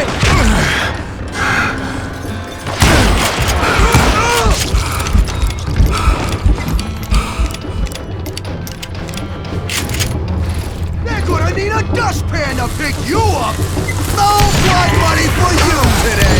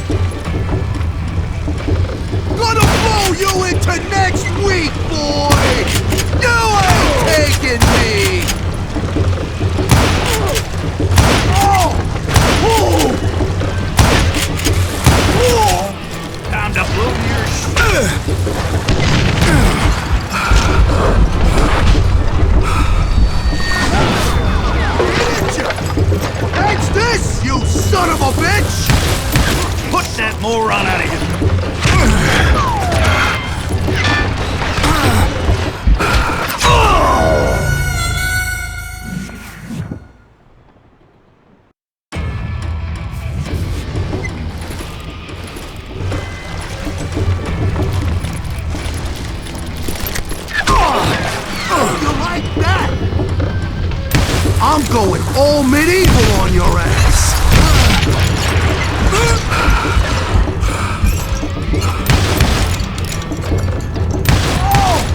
I can shoot too! Why not just give up and die? The heck, they're gonna need a dustpan to pick you up!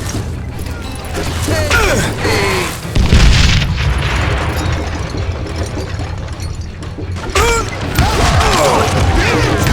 Bastard! You can shoot, but can you aim?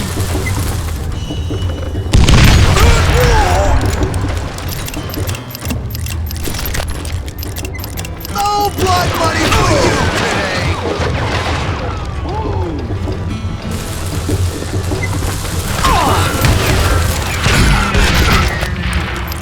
I'm going all medieval on your ass! Take this, you son of a bitch!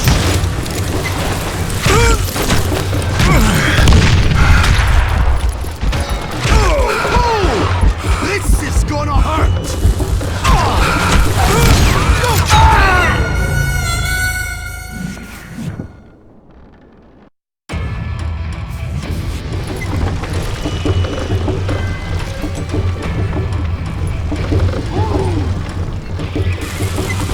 No blood money for you today!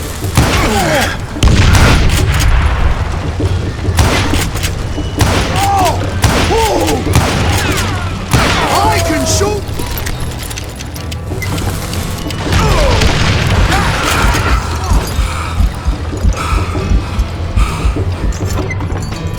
Time to die!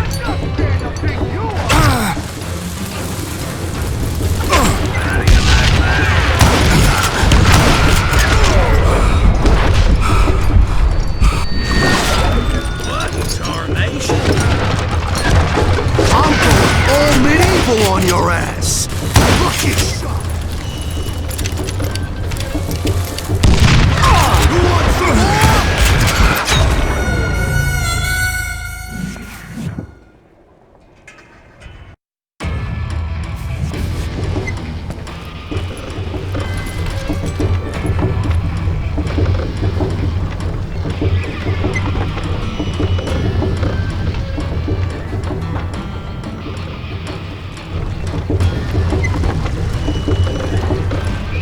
Gonna blow you into next week, boy! You can shoot, but can you aim? How you like that?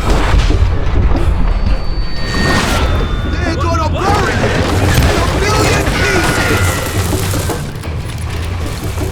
You know who we are!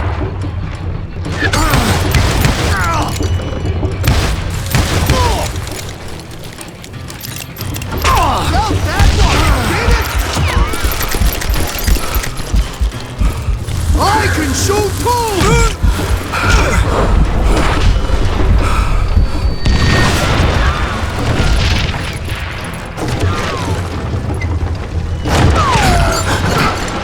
I'm going all medieval on your ass!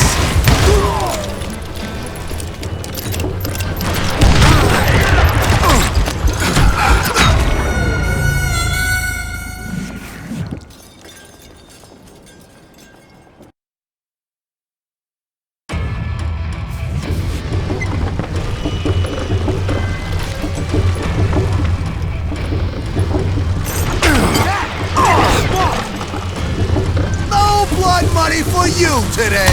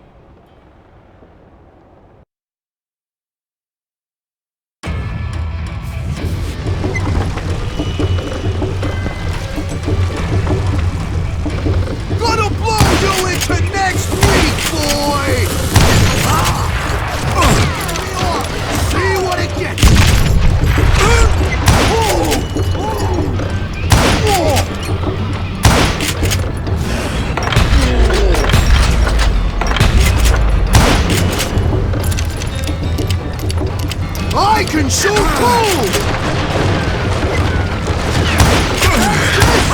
Son of a bitch!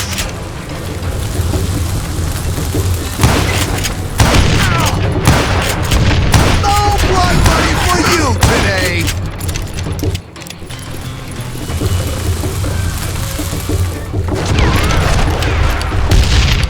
You can shoot, but can you aim?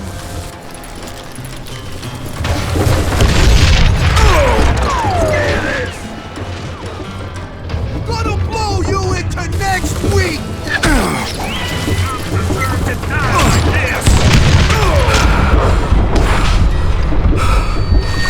You want some more?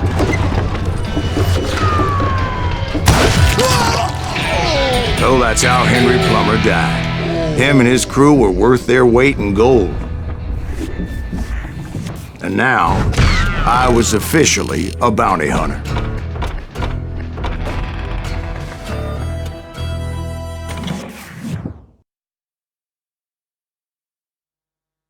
So, did you finally go after that Bob feller? Well, I heard word he was in Kansas with John Wesley Hardin. So that's where I went. Where in Kansas? Abilene. Why do you ask, Ben? No reason.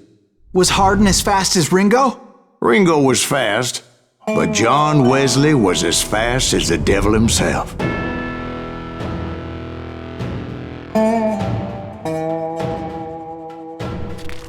Hell, he killed his first man at 15. From that day forward, he had a price on his head and wouldn't back down for nobody, not even Wild Bill Hickok himself.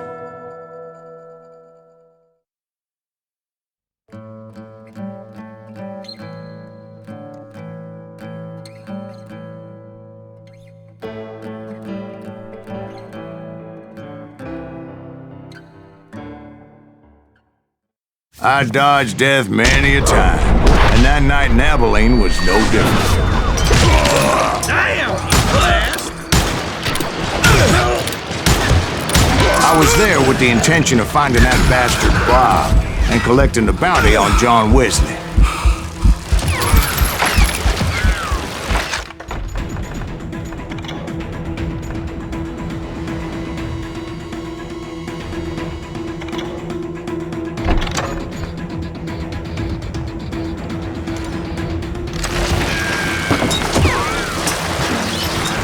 Watch where you shoot!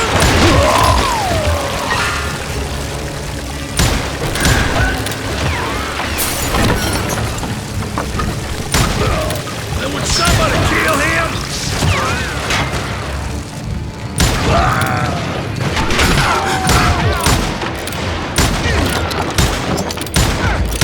Can't get a good shot at it.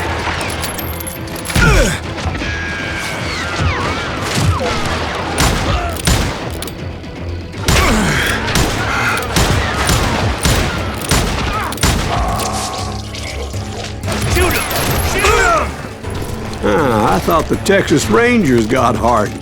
Yeah, that's what they want you to believe.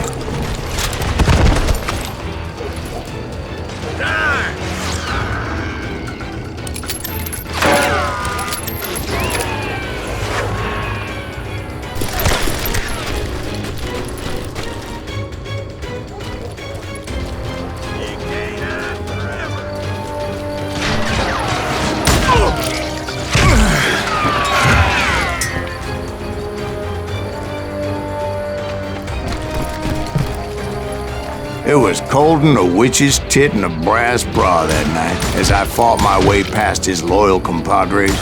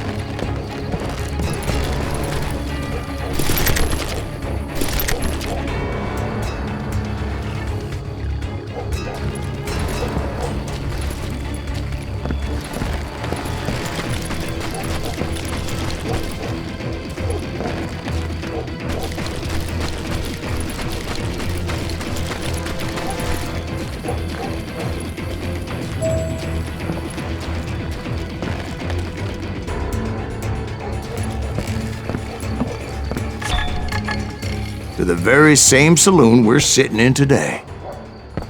Look around and imagine this place painted in blood.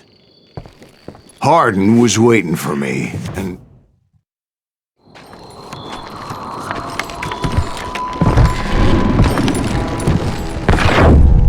Wait, I'm jumping the gun here. Let me back up and give you some background on this sumbitch. He deserves that much. Don't you think so, Ben? John Wesley Hardin was a killer. By the end, he confessed to taking the lives of 42 men. Fathers and husbands, brothers and sons, men with families who cared about them. He was a bona fide folk hero by then, and had amassed a gang of armed miscreants and other assorted thugs. He and his men set up camp outside of town, and I was hoping Bob was among them. Shit, it's cold in here. I'm freezing my giblets. Watch like this. Ain't nobody stupid enough to go after Hardin anyway. Better 3 hours early than a minute too late.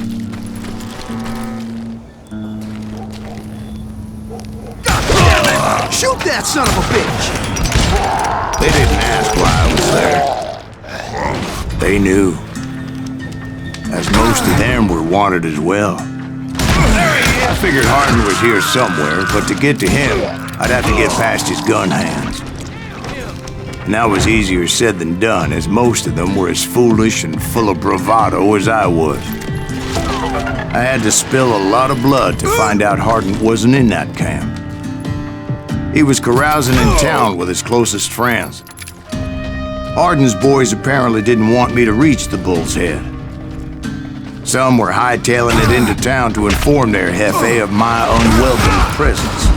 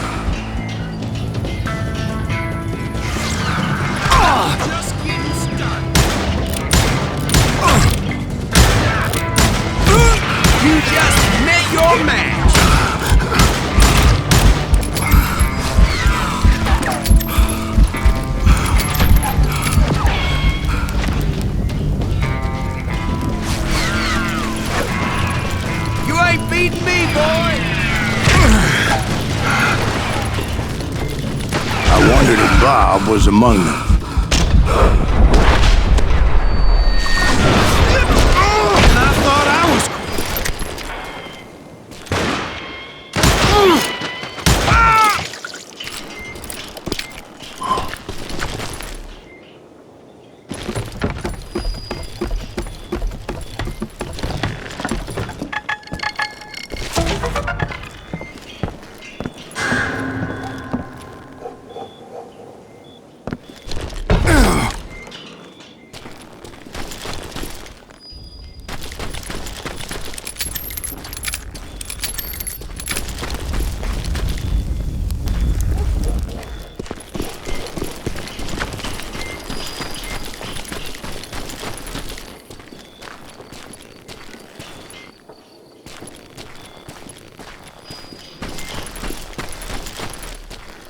And I steeled myself for the fight ahead. For as good as I was, deep down I wondered if John Wesley wasn't just a little bit better.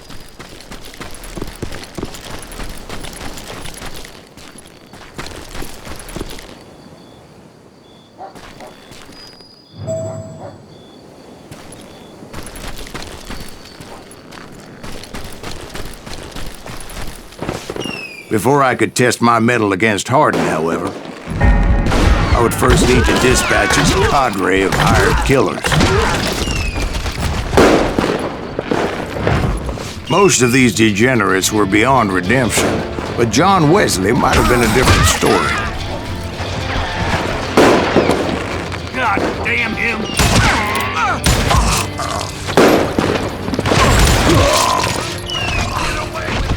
I didn't learn until later that that night was in fact his birthday celebration.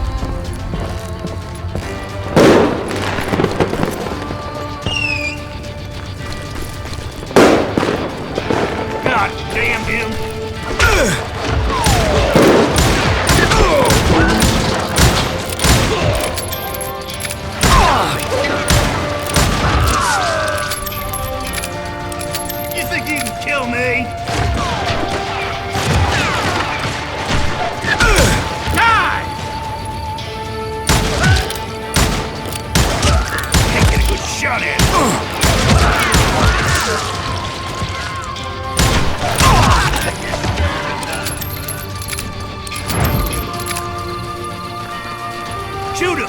Shoot him!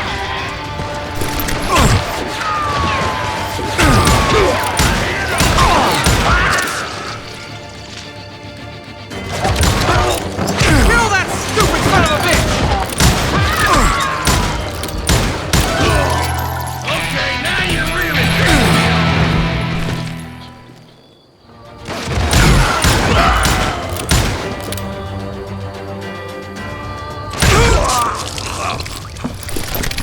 I think I already mentioned that I found Hardin in this very saloon.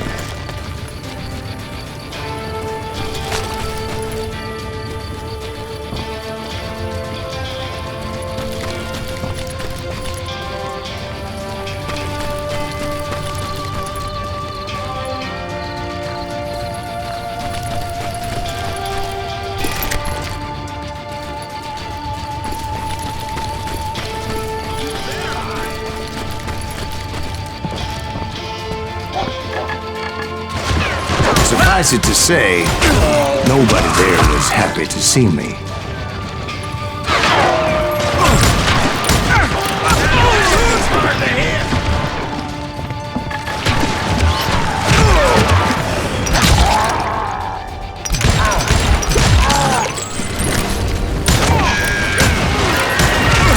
In fact, I felt a certain hostility. You have to do everything!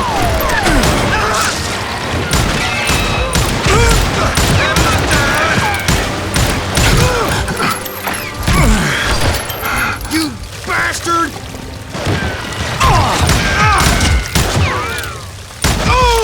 I was disappointed that neither Bob nor John Wesley were among the dead. But that was short-lived, as a moment later I was facing down the fastest gun in the West.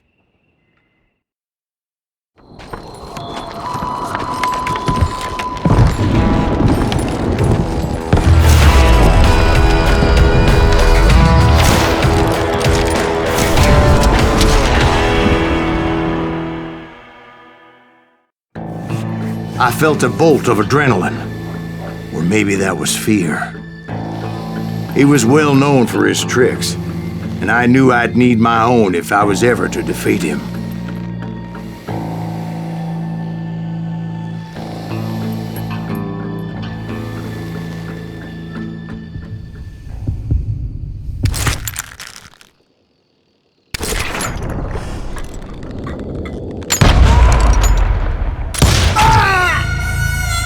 No, wait! He didn't hit me then. I'm sure of it.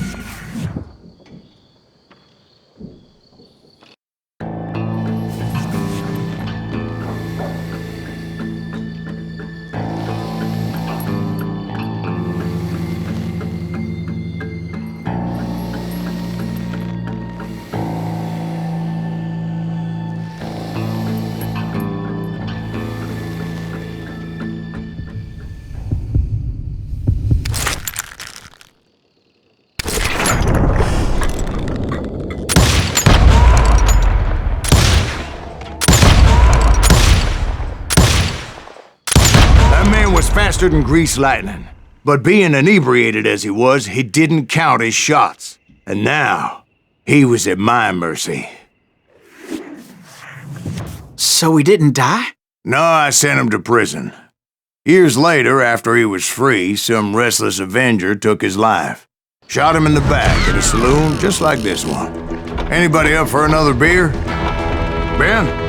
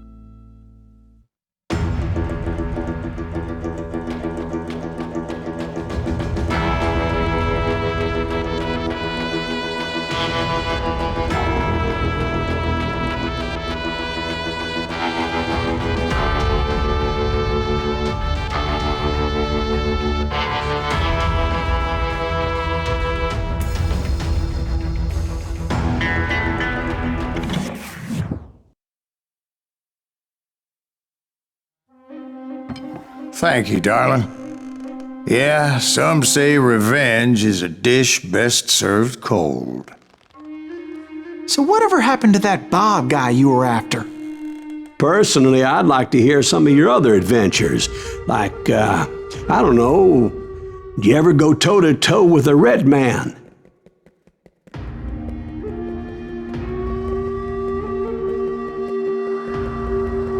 Yes, I did, Ben.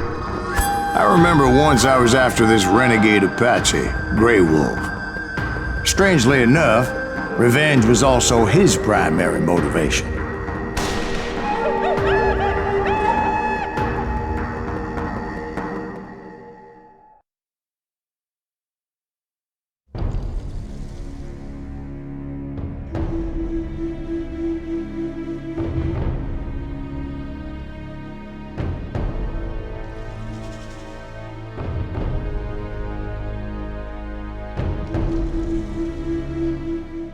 A bounty was put on Grey Wolf's head, and that's how I came to hunt him in the mountains. Mountains so high they tickled the nether regions of heaven.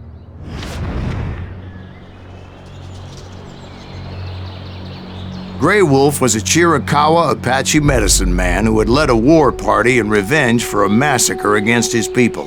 The U.S. Army had attacked his tribe during his daughter's sacred sunrise ceremony, and the slaughter was unspeakable. I understood his anger, as there's nothing more traumatic than seeing those you love die in a cruel and painful death.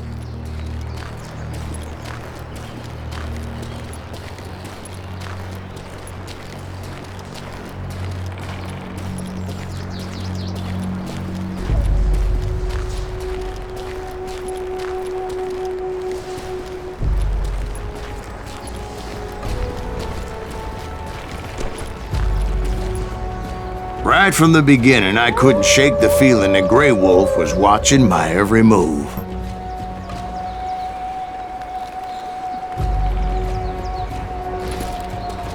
He led a band of young Apache warriors who wanted retribution and were more than willing to die for him.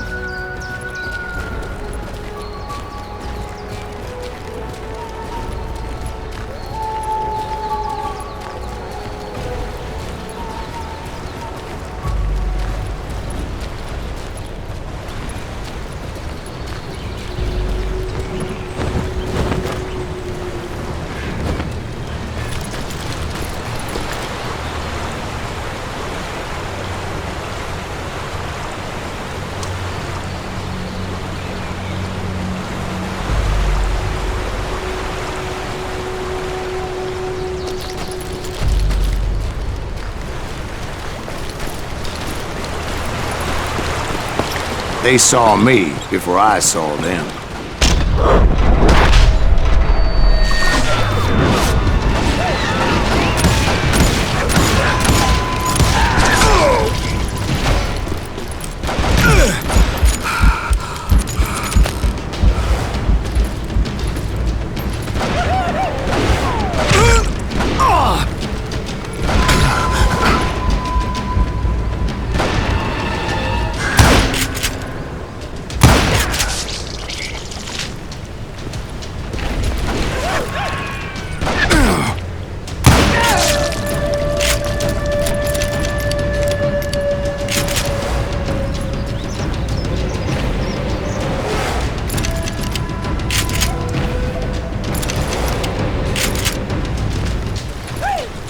And it crossed my mind that maybe this wasn't such a good idea. But now that the shooting had started, there was no backing down.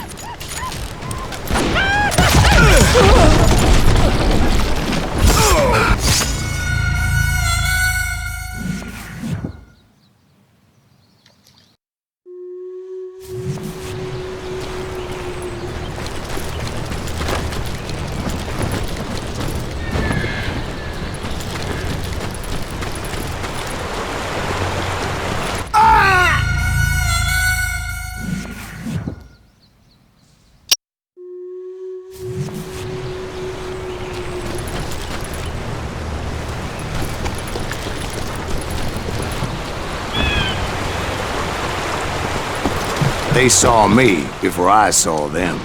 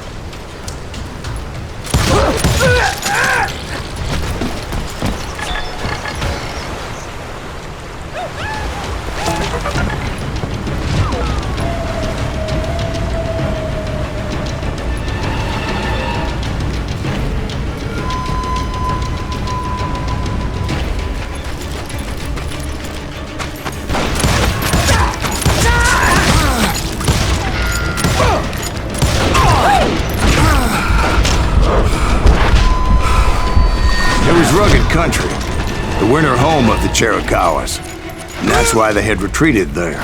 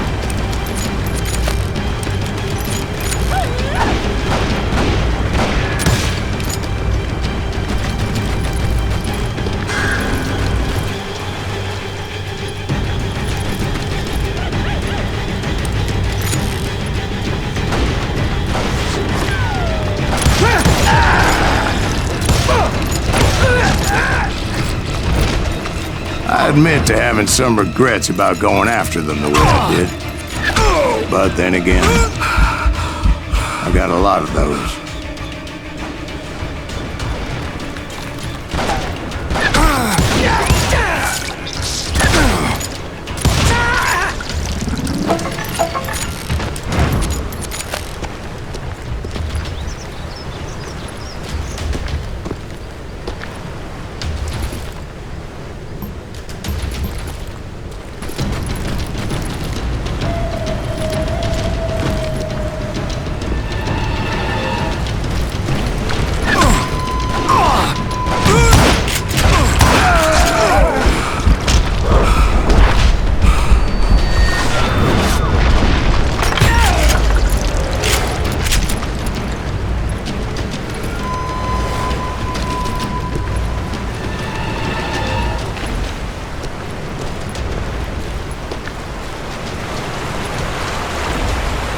Did you find Grey Wolf? Not at that moment, but I did find the entrance to their hideout.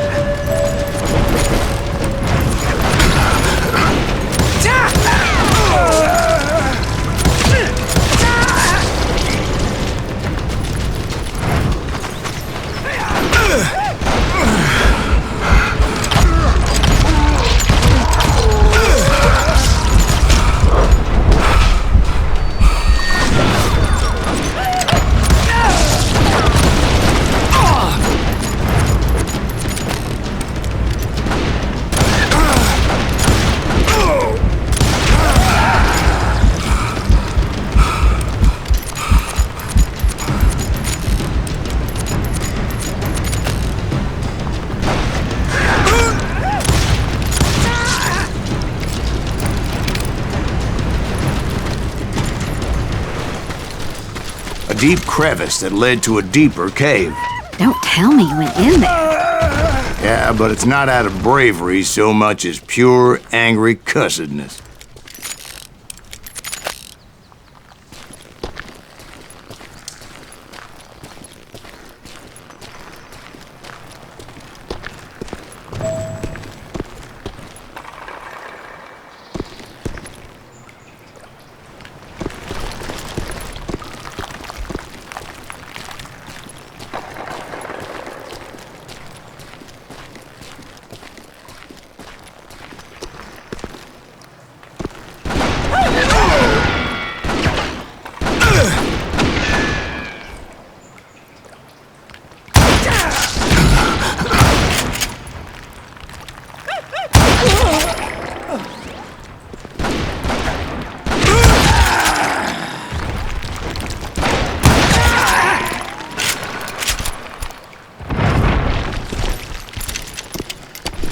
See, back then, I had a stubborn streak a mile wide, and I wasn't about to back down.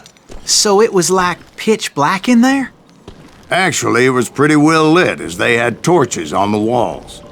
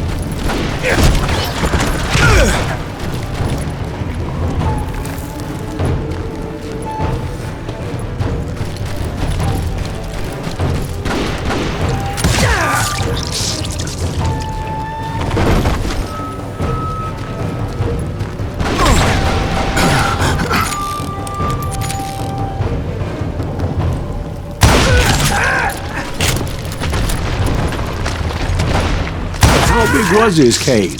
Big as hell, Ben. Chiricahua had hid out there during the Indian Wars.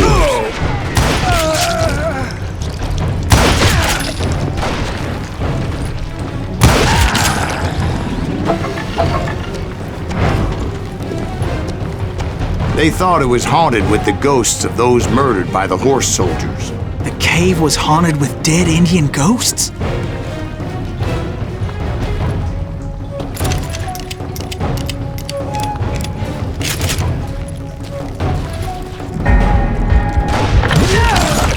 To be honest, I was more concerned with the live ones than the dead ones.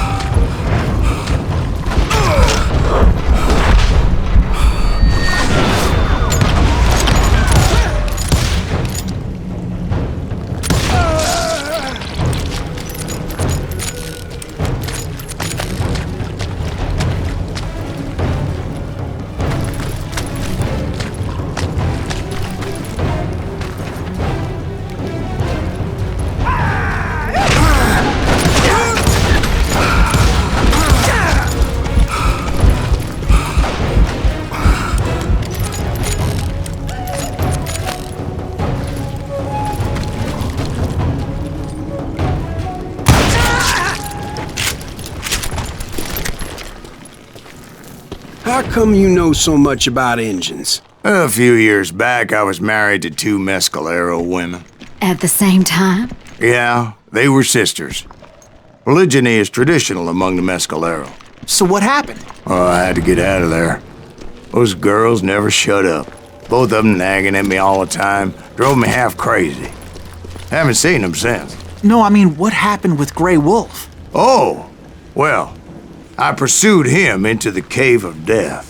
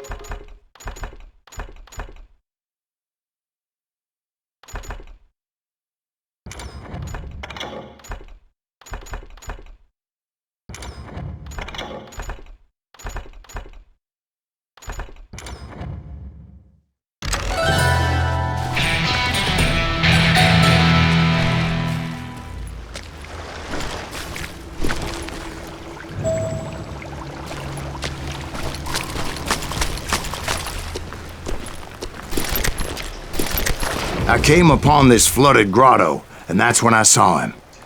He came to me unarmed and unafraid. His voice echoed in the shadows, and I sensed he meant me no harm. You carry great darkness in your heart, and if you do not release it, it will claim your soul. The sound of his voice put some kind of ancient Indian spell on me.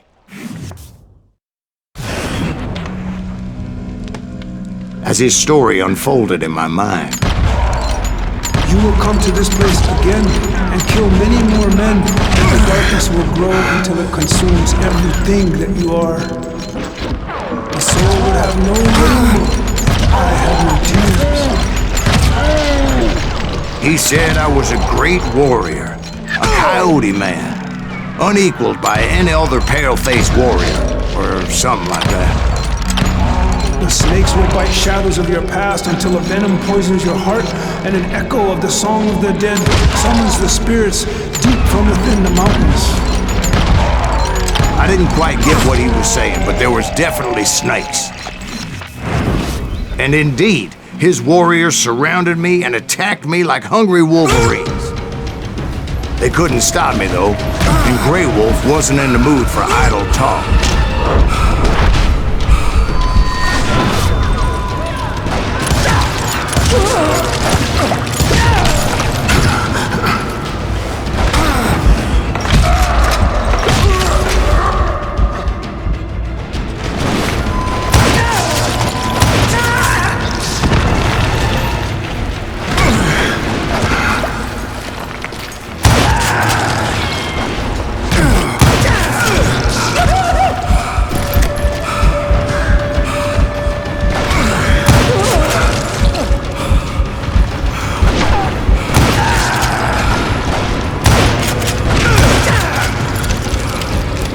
I swear I couldn't see any way out of this trap.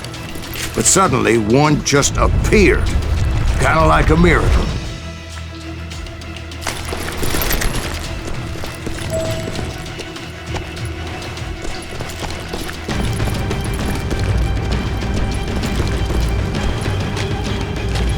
I felt like I would be lost in that damn cave forever.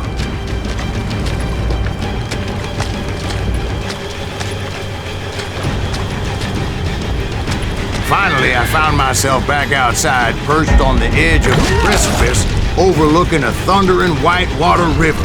To get where I was going required several leaps of faith, but no way in hell I was turning back.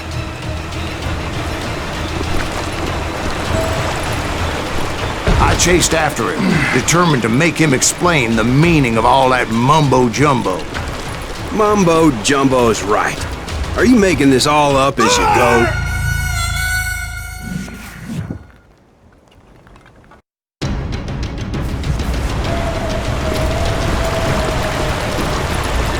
There were dozens of Apache warriors aiming at me from on high. Dozens? Well, maybe not dozens, but there was a lot of them.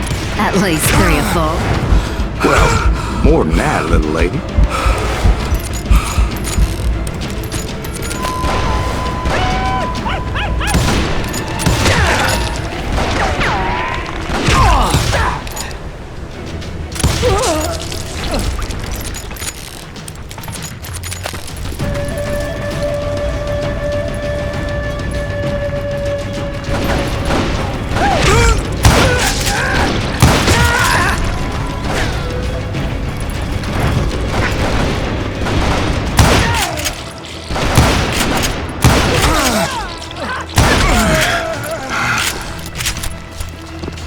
A steep climb up creek ahead of me and scrambled up those rocks like a mountain goat.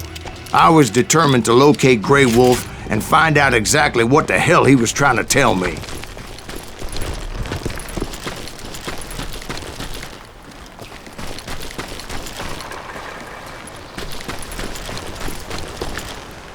And wouldn't you know it, that crafty son of a bitch led me right into a trap. What kind of trap? Well, son, there had to be at least 100 Apaches surrounding me. 100? God be my witness. Oh, come on. Who are you kidding? Hey, I believe you. Come on, tell us how it ended. All right, but I'm not gonna drag this out. Where were we? You were surrounded by 100 Apache warriors. Well, I didn't take the time to count them exactly, but there were a lot of them.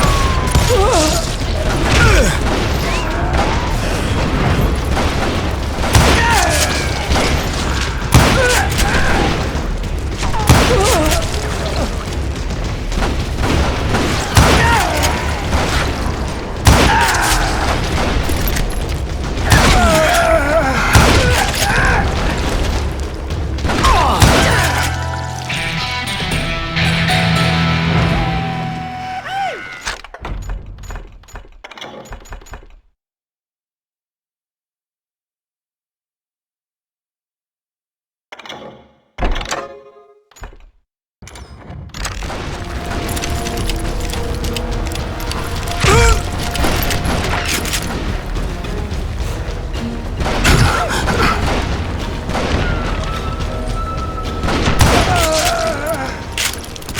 in the end, a path appeared before me that I had not seen before.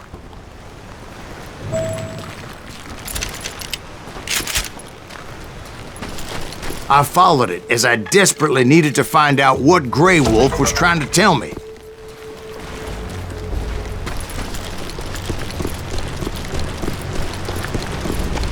But it was like that son of a bitch disappeared into thin air.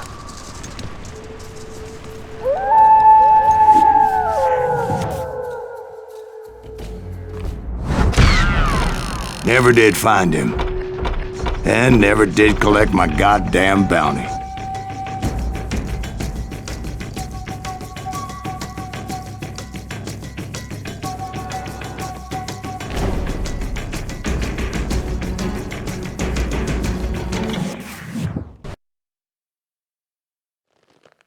Thank you, darling. It's interesting how the truth can sometimes seem might malleable, depending upon your point of view. Like how those dime novels make you out to be something you're not? Jack, don't be starting trouble. No, he's right. They do tend to exaggerate. Did they exaggerate your part in taking down the Daltons? Well, I was there in the flesh, boy, so I saw what happened firsthand.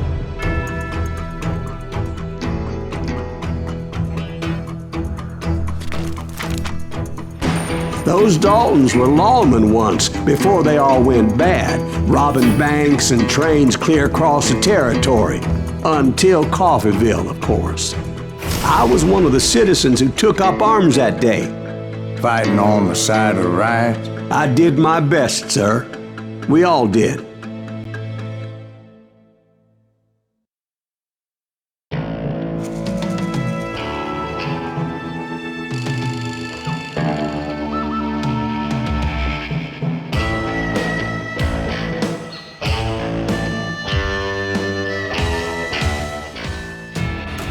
It was early morning.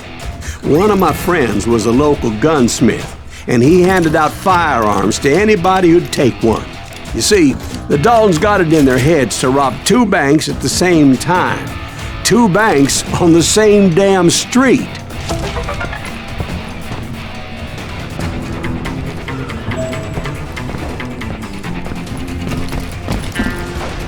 The story was Bob Dalton's girl was always writing him about how he had no ambition. Oh, you're nobody next to Jesse James, she'd say. Finally, the bastard took his brothers to Coffeeville just to shut her up. Right. It's always the woman's fault. You ain't stopping me! Well, the locals recognized the Daltons right off. Before they could get away, half the town took up arms to defend their property. Their first mistake was pulling a job in their own damn hometown. The boys grew up in Coffeeville, so everybody knew them. The bank teller tricked them, telling them the time lock on the safe wouldn't open till 9:30. Well, that gave the locals enough time to prepare an ambush for those sons of bitches.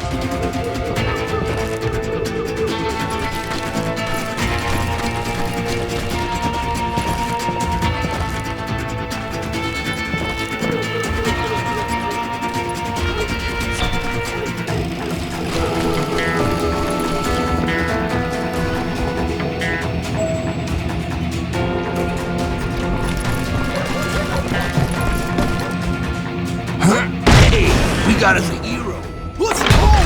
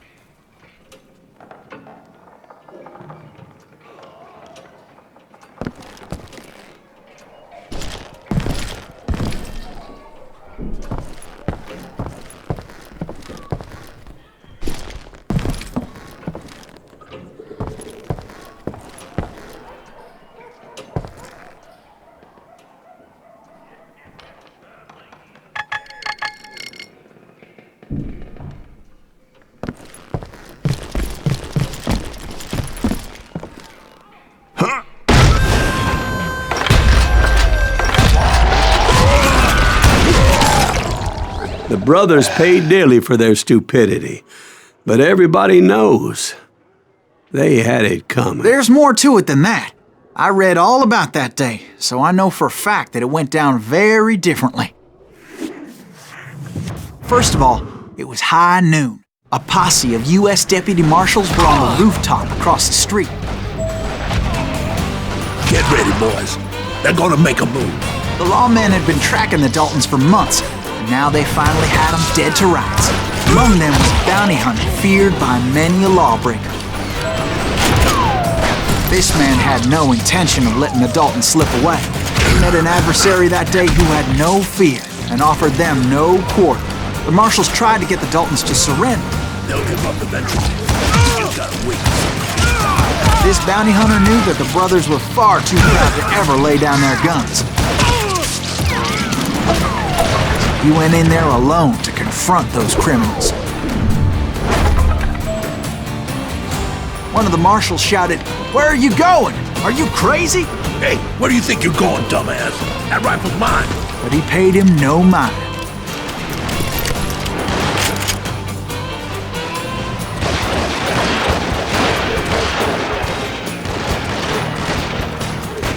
He saw a way to get around to the back of the bank. Then he figured out how to hit the Daltons from a direction they weren't expecting.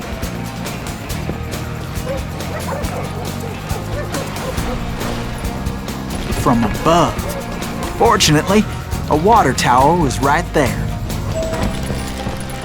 A moment later, he was climbing up a steep ladder, laughing at danger as he did. It was brave men like him who risked their lives to tame this wild country.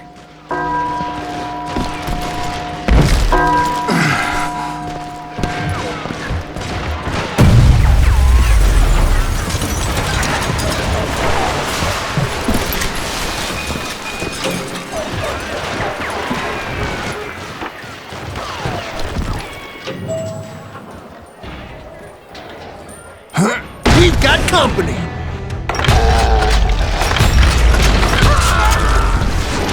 Heroic men like him, who did what other men couldn't or wouldn't to make this country free. Like Jim Bowie and Davy Crockett, who died defending the Alamo.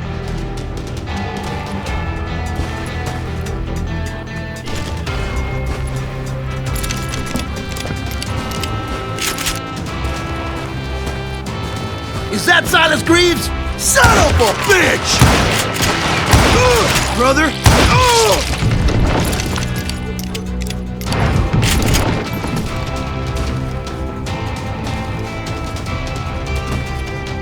Gotcha! I'm gonna kill you!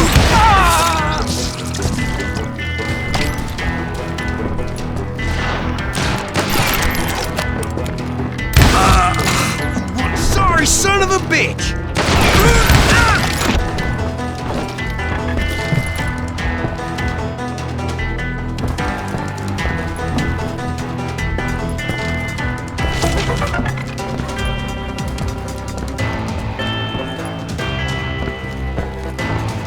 Over there!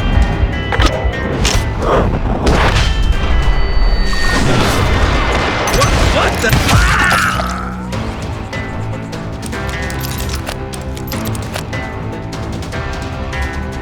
That's Silas Greaves! What the hell? God damn you! Blam! Blam! He came away victorious, taking down those thieving Daltons.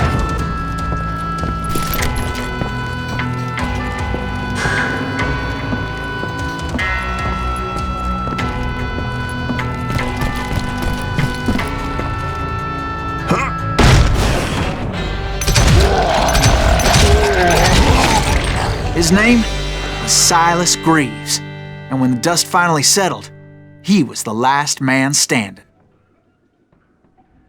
Sorry, kid, but that just wasn't the way it happened.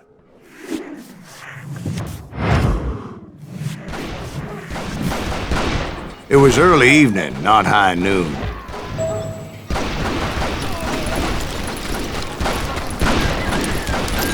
I was late to the party and Coffeyville was already up in arms. The Daltons blew up a safe and were all set to hightail it out of there. Those pathetic deputies surrounding the bank were dropping like flies.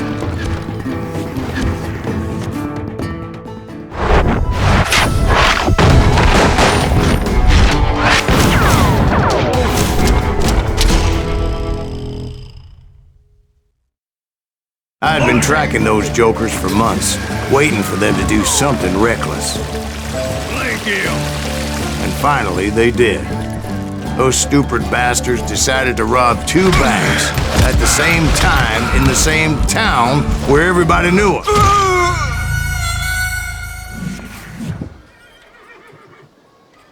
I'm unstoppable. And finally, they did. Those stupid bastards decided to rob 2 banks at the same time in the same town where everybody knew them. But they still had friends in Coffeeville. You can't get me.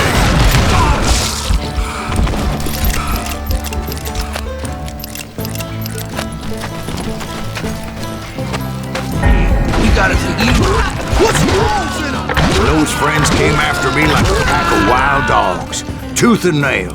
They were coming at me from all directions.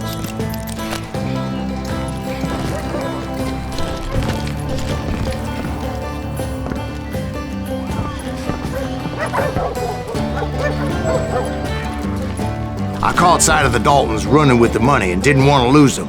Problem was, they knew the town better than I did. And to top it off, I found myself in the middle of another shootout entirely. Did the Daltons hole up in somebody's house? No, it was the Smiths, I believe. They were cousins of the Daltons, and they were shooting at the Browns, who were shooting at the Daltons. Which wasn't any surprise, because those 2 families have been feuding forever. And since the Joneses are related to the Browns, they shot at the Smiths, pissing off the Heimhoffers, whose daughter recently married a Smith. Well, bullets were flying every which way as all the old feuds in Kansas caught fire all at once. There was a hell of a lot of pissed off people in Coffeeville that day. But that's just the way life is sometimes. Shit happens.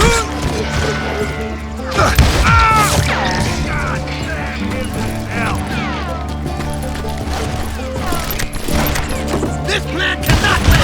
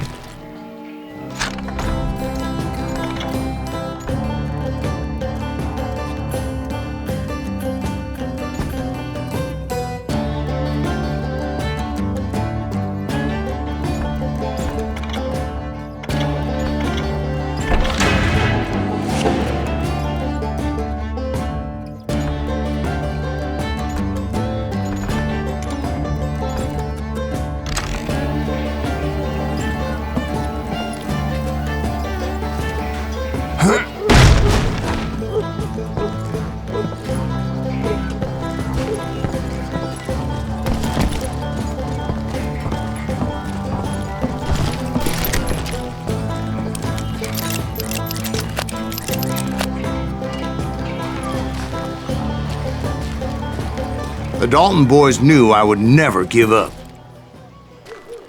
Those Daltons weren't the sharpest knives in the drawer, but they always stood together. They set a trap to slow me down and allow at least 2 of them to escape. The 3rd brother stayed behind to plant me, just in case that trap of theirs didn't work.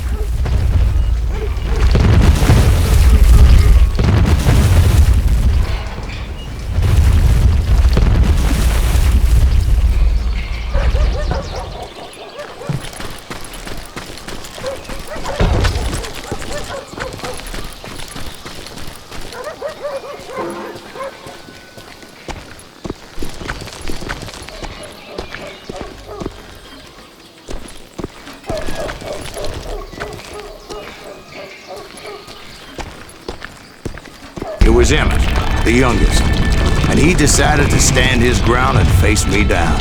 I ain't afraid of you, Silas Greaves. This is where it ends for you. He was determined to protect his brothers. I understood how he felt.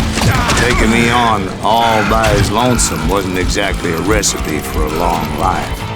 Messed with the wrong damn dog.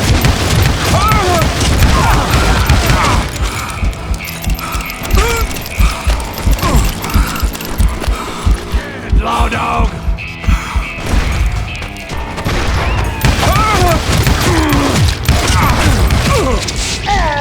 But Emmett Dalton survived the robbery in Coffeyville. He's the only Dalton who did. They say he was shot 23 times. Well, Dwight, who do you think put all those damn holes in him?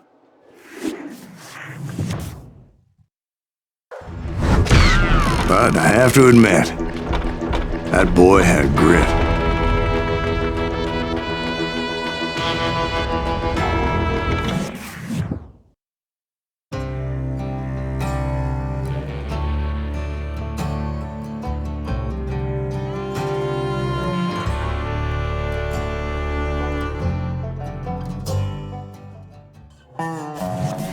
We'll get those suckers! It took me a couple of days to track the Daltons down. They can't get away with this! And in that time, a whole posse of local vigilantes offered to lend a hand. We'll track him to the ends of the earth. They seemed as determined as me to find those outlaws. But as we headed into those swamps, it was like I had my own private army. There was no way those boys were getting away this time.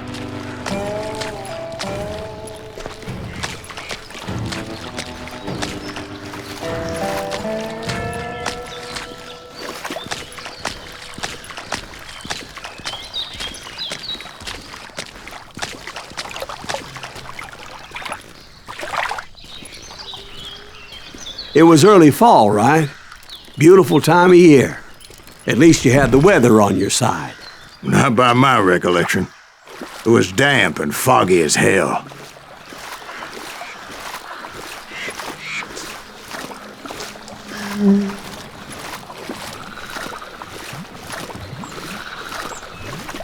It was tough to stay on a true course, so we kept an eye out for landmarks.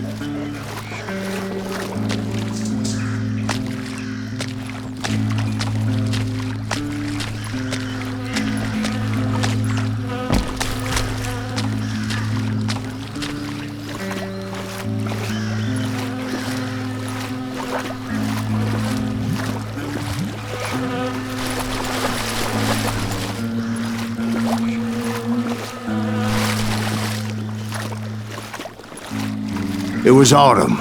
The maple trees were in full color, red as blood.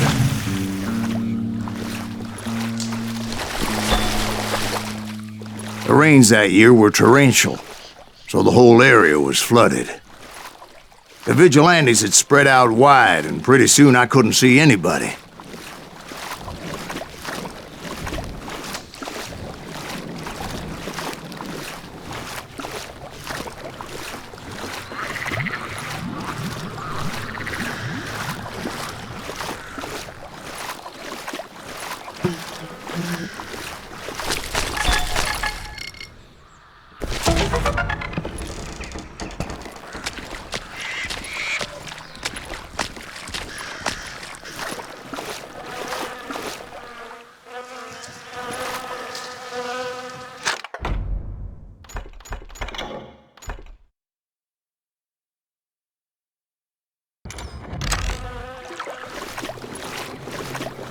Bury them in the swamp! Plant them where they stand!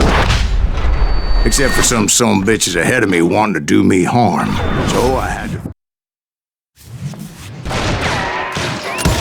Just snuffed out the fight!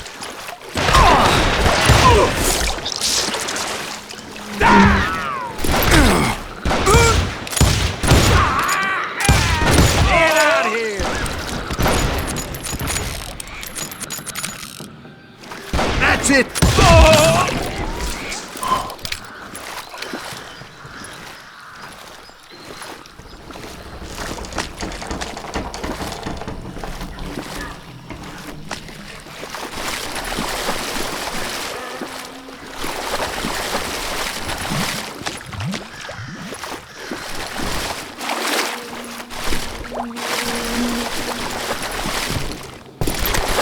So did you find the Daltons? Not yet, but I did have the questionable pleasure of meeting a few of their friends.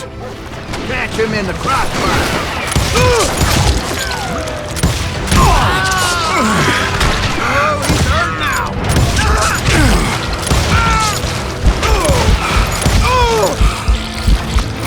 The boys had established quite a reputation by that time, so they attracted all manner of riffraff to their cause.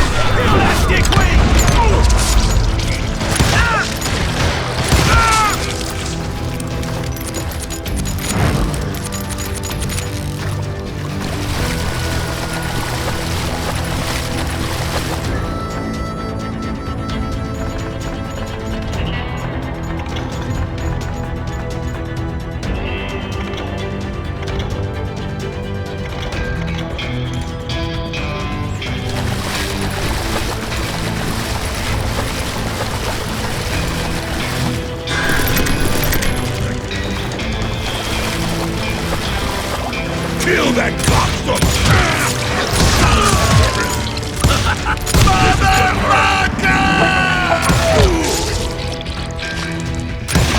Death is good!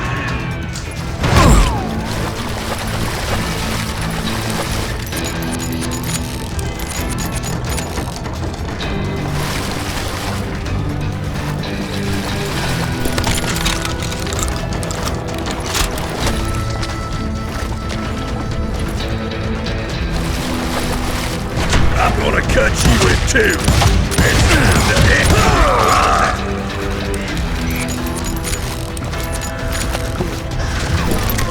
You ready for a belly full of buckshot? Point being, I was under serious attack. And my reinforcements was nowhere to be seen.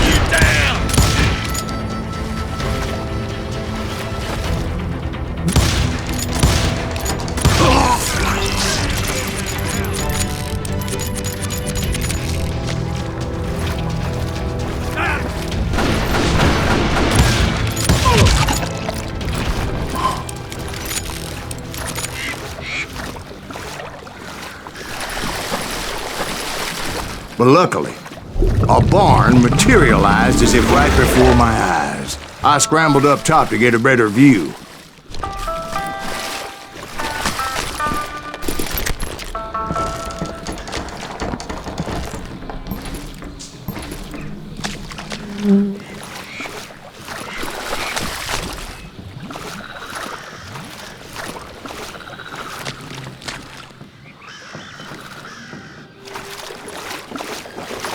But just ended up falling inside. So, how did you get out? The barn doors was open. About right then, I saw some suspicious characters running through the bushes. Of course, I followed them.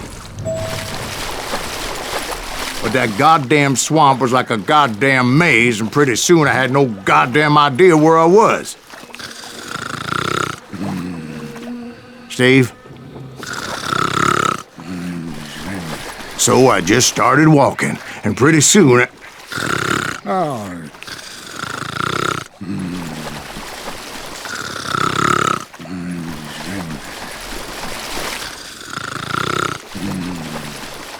Steve? Steve! Huh? Oh, no, I'm listening. Indians surrounded me from all sides.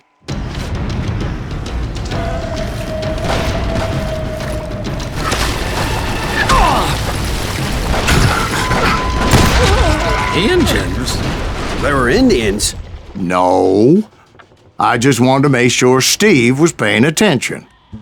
Now, where was I? You were following the Daltons through a swamp? That's right. See, Steve? Dwight's paying attention. No, I'm listening. I was just resting my eyes.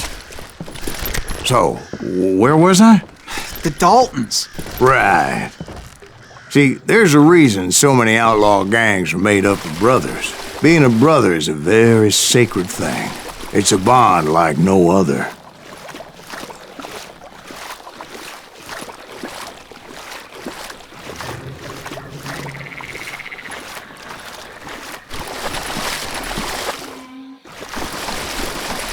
Bounty hunter!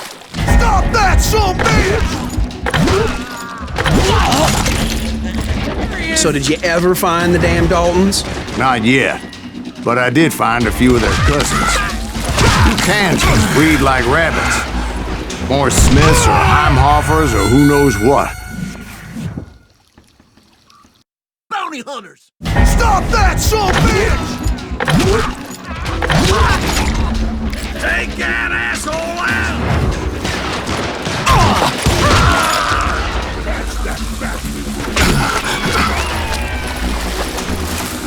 Can't beat us all! But hell, what's more important than family? I'll bet Ben knows what I'm talking about.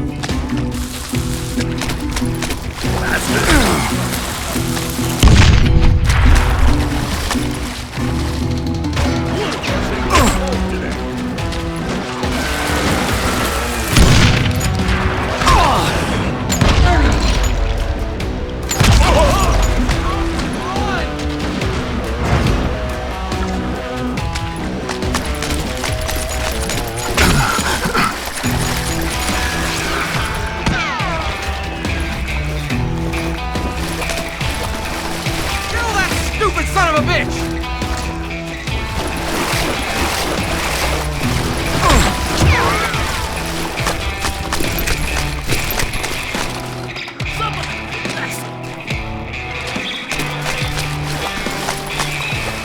I think I winged it!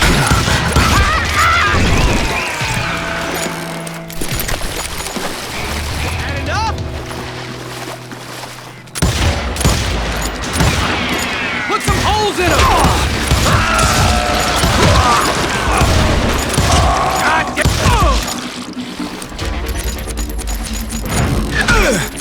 Let's just have this!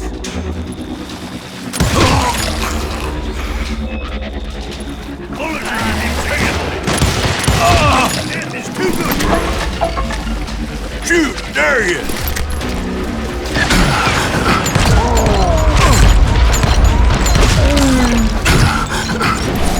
Can you shoot around corners? You can't get me.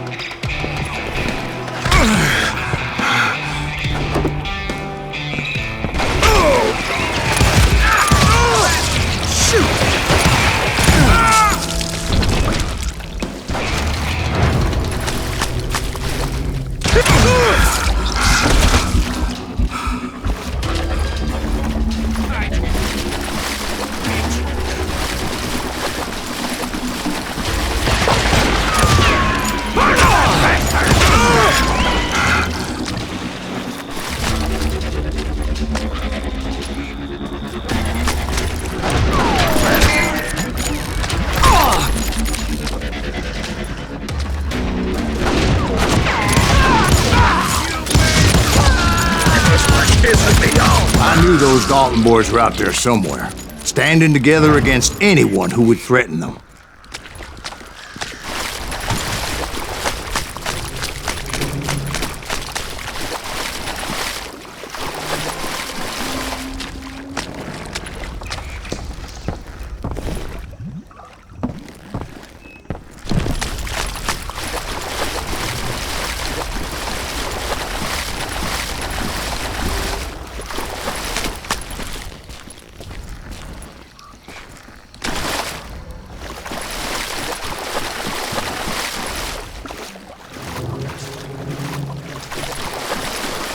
That's when I saw it.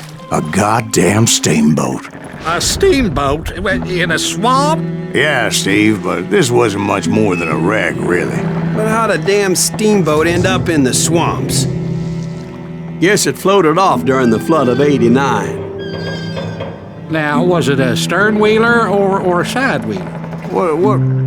Does that really make a difference, Steve? It was a steamboat with a goddamn army on board. It was then that a fusillade of bullets come raining down from on high, and those vigilantes who accompanied me weren't anywhere to be found. But among those men that were shooting at me, I thought I saw some familiar faces.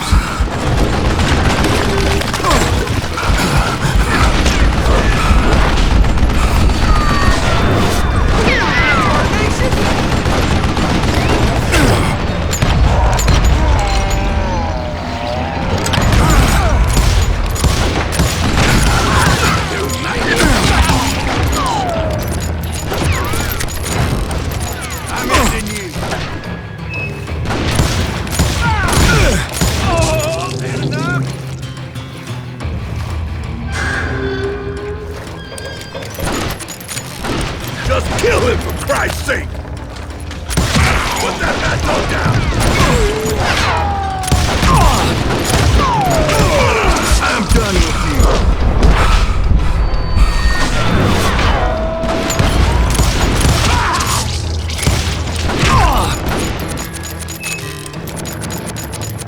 It's you or me!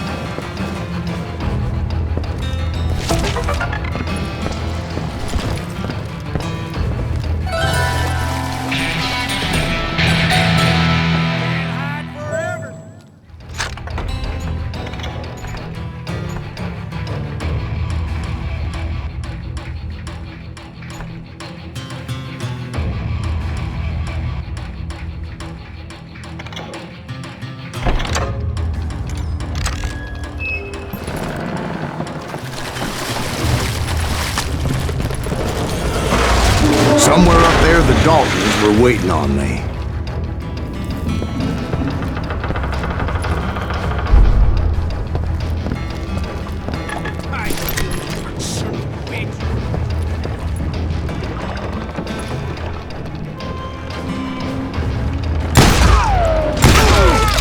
Brother, I'm gonna make you pay!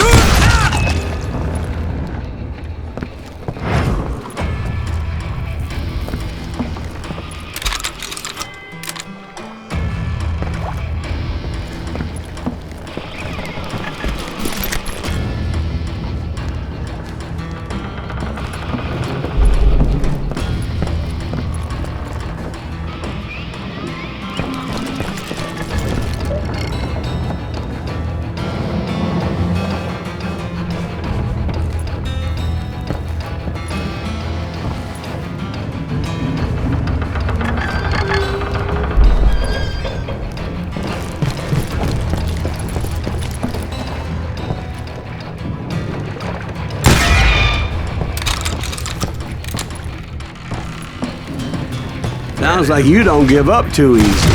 That's the kind of man I am, Ben. I set out to do something.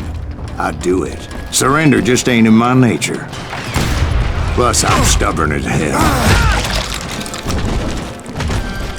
Blew out my damn eardrums!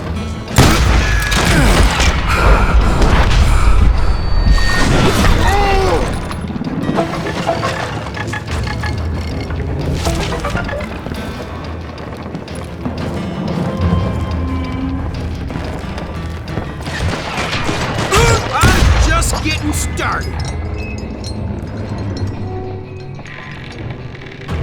You can't hide from me.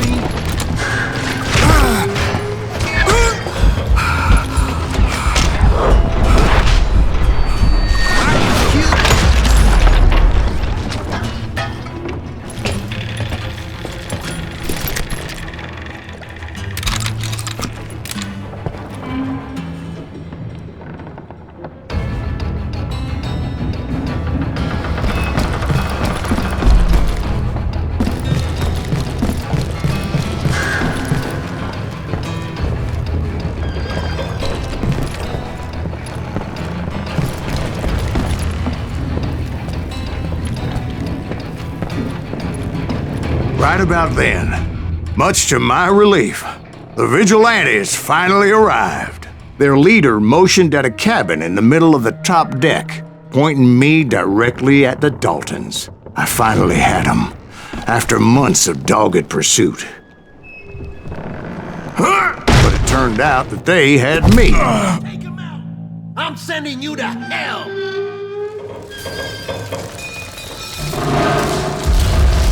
The Daltons had played me like a fiddle. Apparently, the vigilantes were on their damn payroll. They didn't just want to shoot me. They wanted to burn me alive. But finding my way out of a burning labyrinth proved to be quite a challenge. It was a riverboat, right? I mean, it's not like it was a goddamn ocean liner. Well, yeah, but I was in a Did you hear about that ship that's gonna launch next year? Largest one in the world. We're talking about the Titanic. If you ask me, it's too blessed big. I don't think it'll even float. So anyway... Don't be stupid, Steve. They know what they're doing. They say that the Titanic is unsinkable. Oh, God. But getting back to that steamboat, how'd you get off it, Mr. Greaves?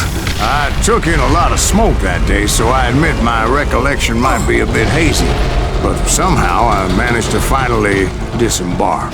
I was coughing up smoke and pretty damn pissed. I was done playing games with those boys. It was time to settle this once and for all.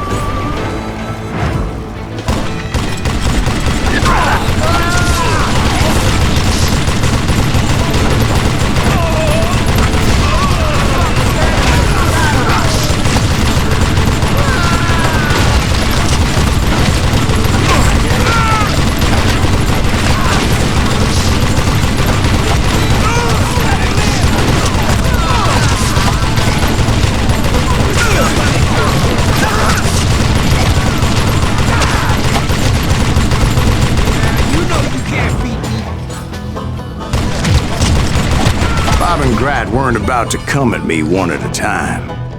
They were in this together. Two brothers side by side, determined to take me down. Confident that this time the odds were on their side.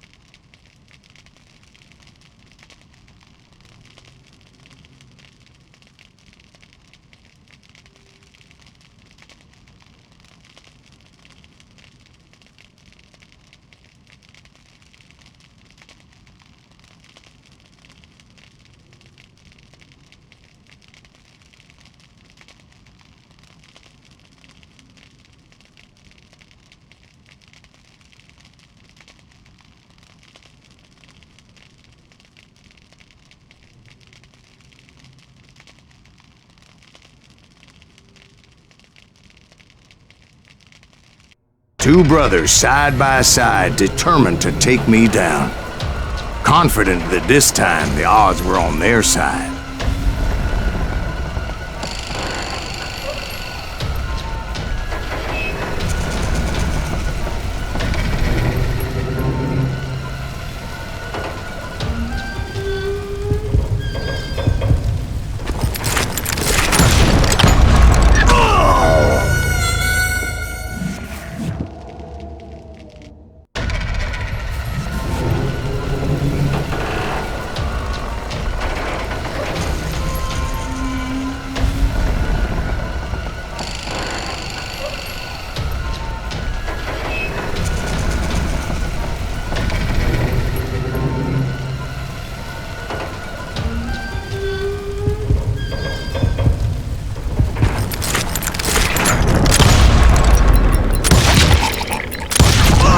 They got it wrong.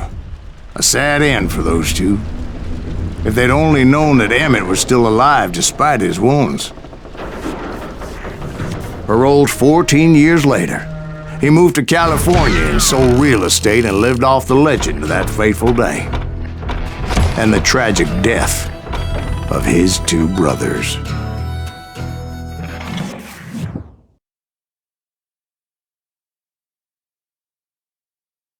My own brothers died tragically as well, truth be told.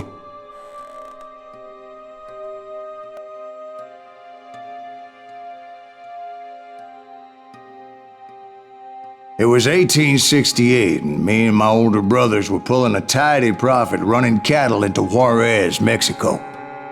One night after my brothers retired for the evening, I found a little poker game in a cantina with a couple of cowboys. And I just couldn't lose. I even won an old Spanish coin that had to be 100 years old. Well, I was mighty pleased with myself the next morning as my brothers and I rode for Texas. But before we crossed the border, those cowboys caught up with us. It was Johnny Ringo, Roscoe Bob Bryant, and another asshole named Jim. They wanted their money back and everything else we had, including our lives, as those boys didn't want us coming for them later. Bob put that old Spanish coin in my mouth and said, "I won't have it said that I left you with nothing, boy." Well, those horses bolted, and there we hung as those bastards rode away. The branch finally snapped under the weight of the three of us, but being my older brothers were bigger and heavier, they were already dead. And right then I swore to myself that I would avenge them. Ringo you know about. But Bob eluded me, until I heard he was riding with the Wild Bunch.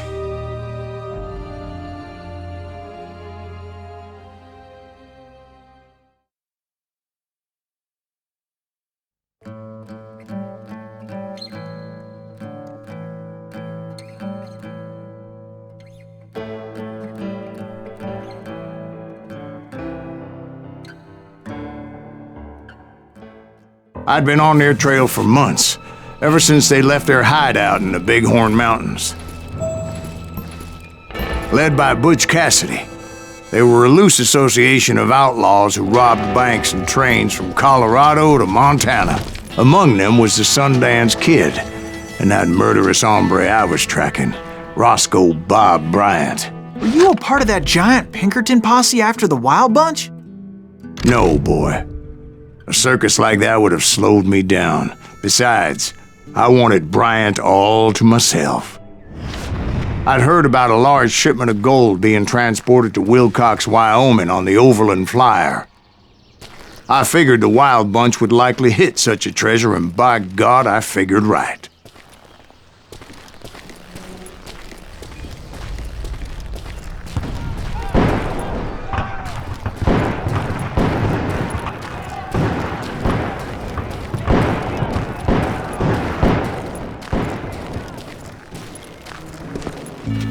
They blew the bridge with the intention of forcing the train to stop. Well, I assumed the Wild Bunch was likely in the still intact part of the train high above, so I had no choice but to make my way up through the passenger cars dangling down. I was determined to make that sumbitch Bob pay for what he did to my brothers.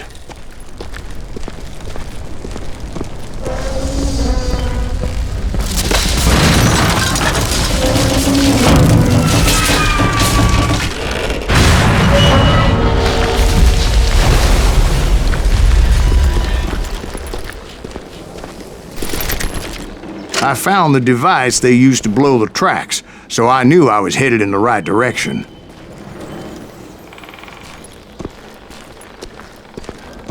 My ears are still ringing from blowing up that ridge. What'd you say? I can't hear a goddamn thing! Well, I made my way off unscathed and came upon a few members of the gang and had no choice but to dispatch them. From there, I had to negotiate an even more precarious route. But first, I would need to get my ass out of there.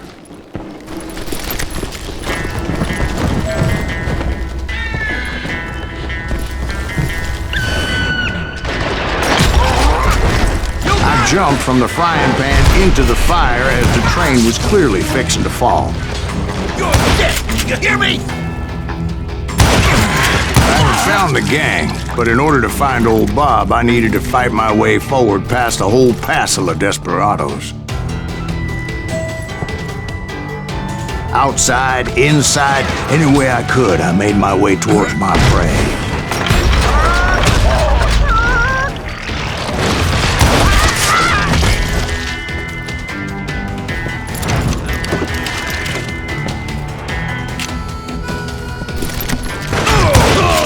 Well, what about the passengers? It was mostly a freight train, as I recall.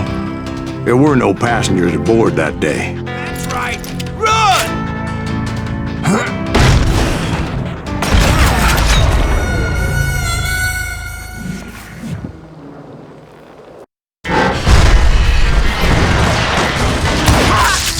You won't get away with it!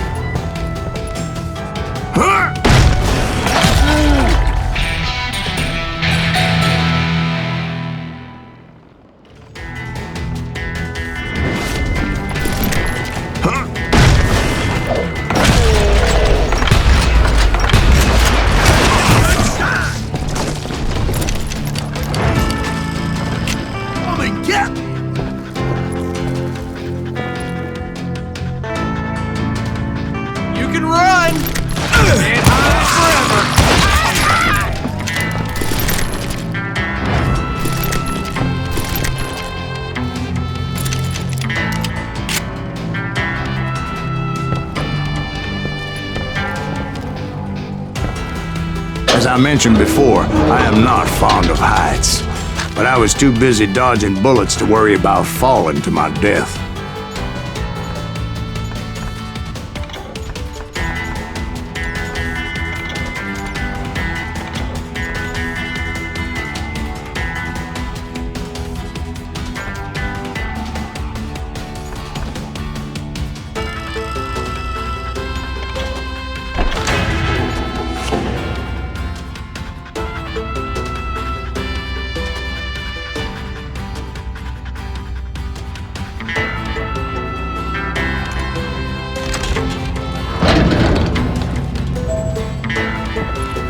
Odds were I was likely to die that day anyway, so I was determined to take down as many of those bastards as I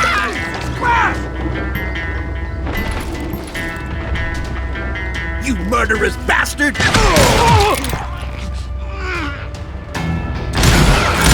Yeah, you know you can't...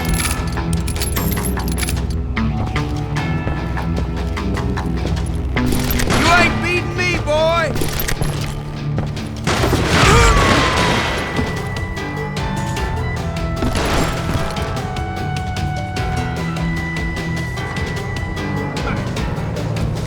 Bitch!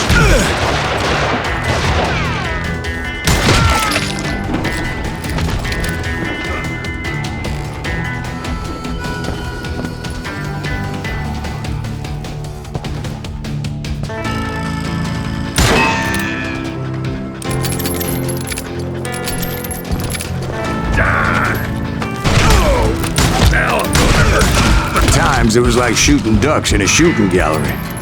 The only difference is these damn ducks shot back.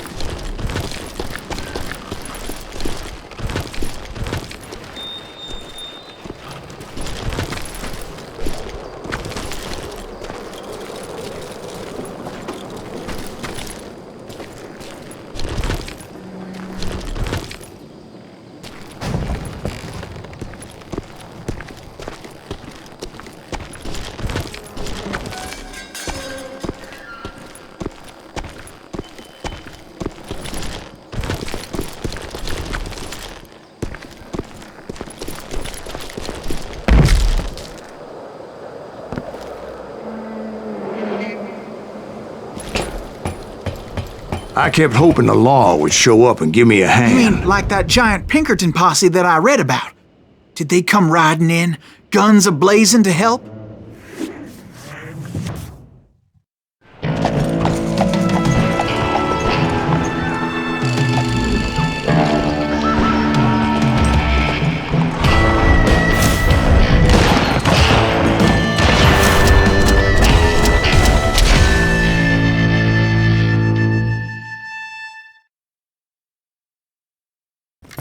Help?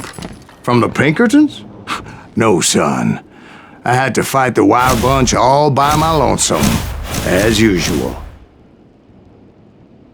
Who the hell is that? He's out of his mind! You don't want to mess with us! Retreat! Retreat! Murder! Everybody! He'll kill us all! Run! You call down the thunder. I'm gonna blow your damn head off. If I'm going out, take it.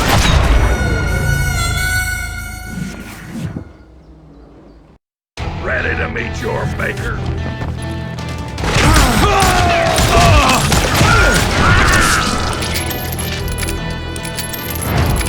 I'm gonna cut you in two. You must like pissing me off.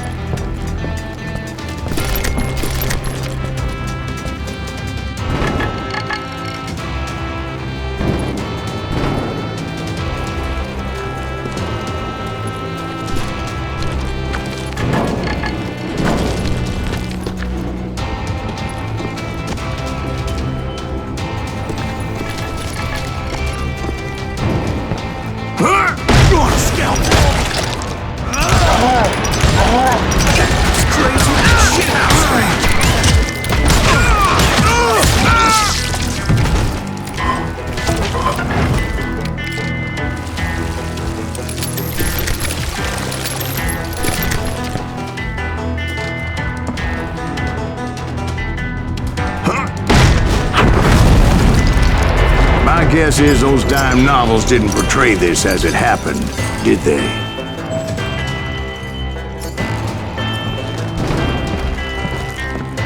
Only a few stragglers were left, and I had to cut them down pronto if I was going to stay on old Bob's trail.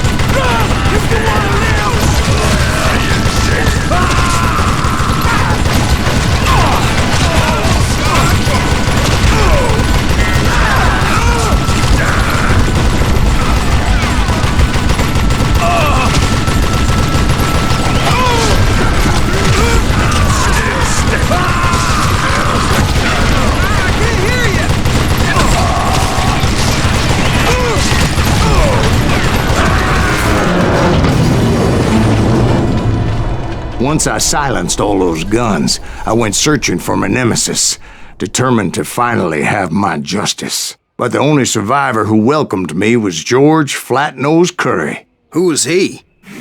The fastest gun in the gang. Right after Sundance, I mean. And Kid Curry, and maybe Elsie Lay. Though some folks might dispute that.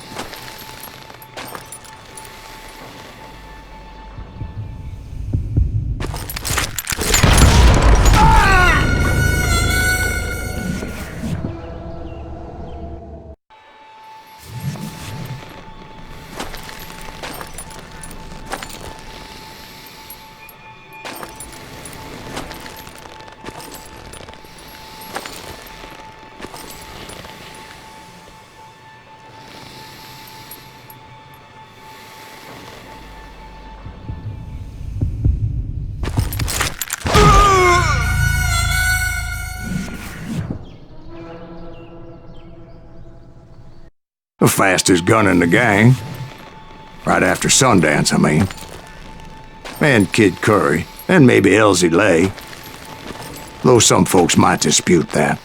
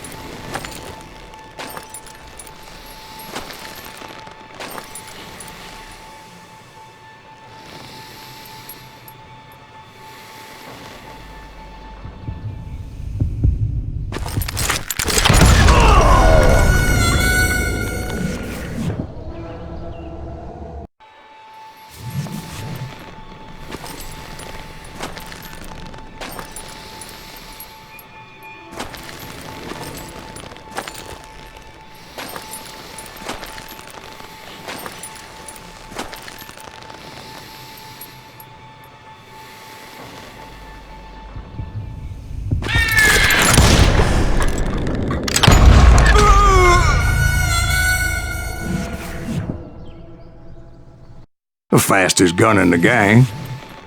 Right after Sundance, I mean. And Kid Curry, and maybe Elsie Lay. Though some folks might dispute that.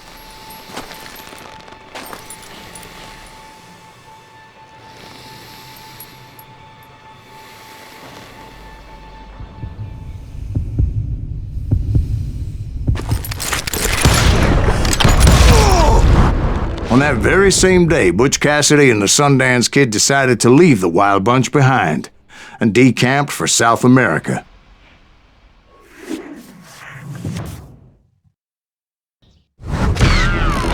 They ended up living down there for many years, but I'm sure you already know all about that.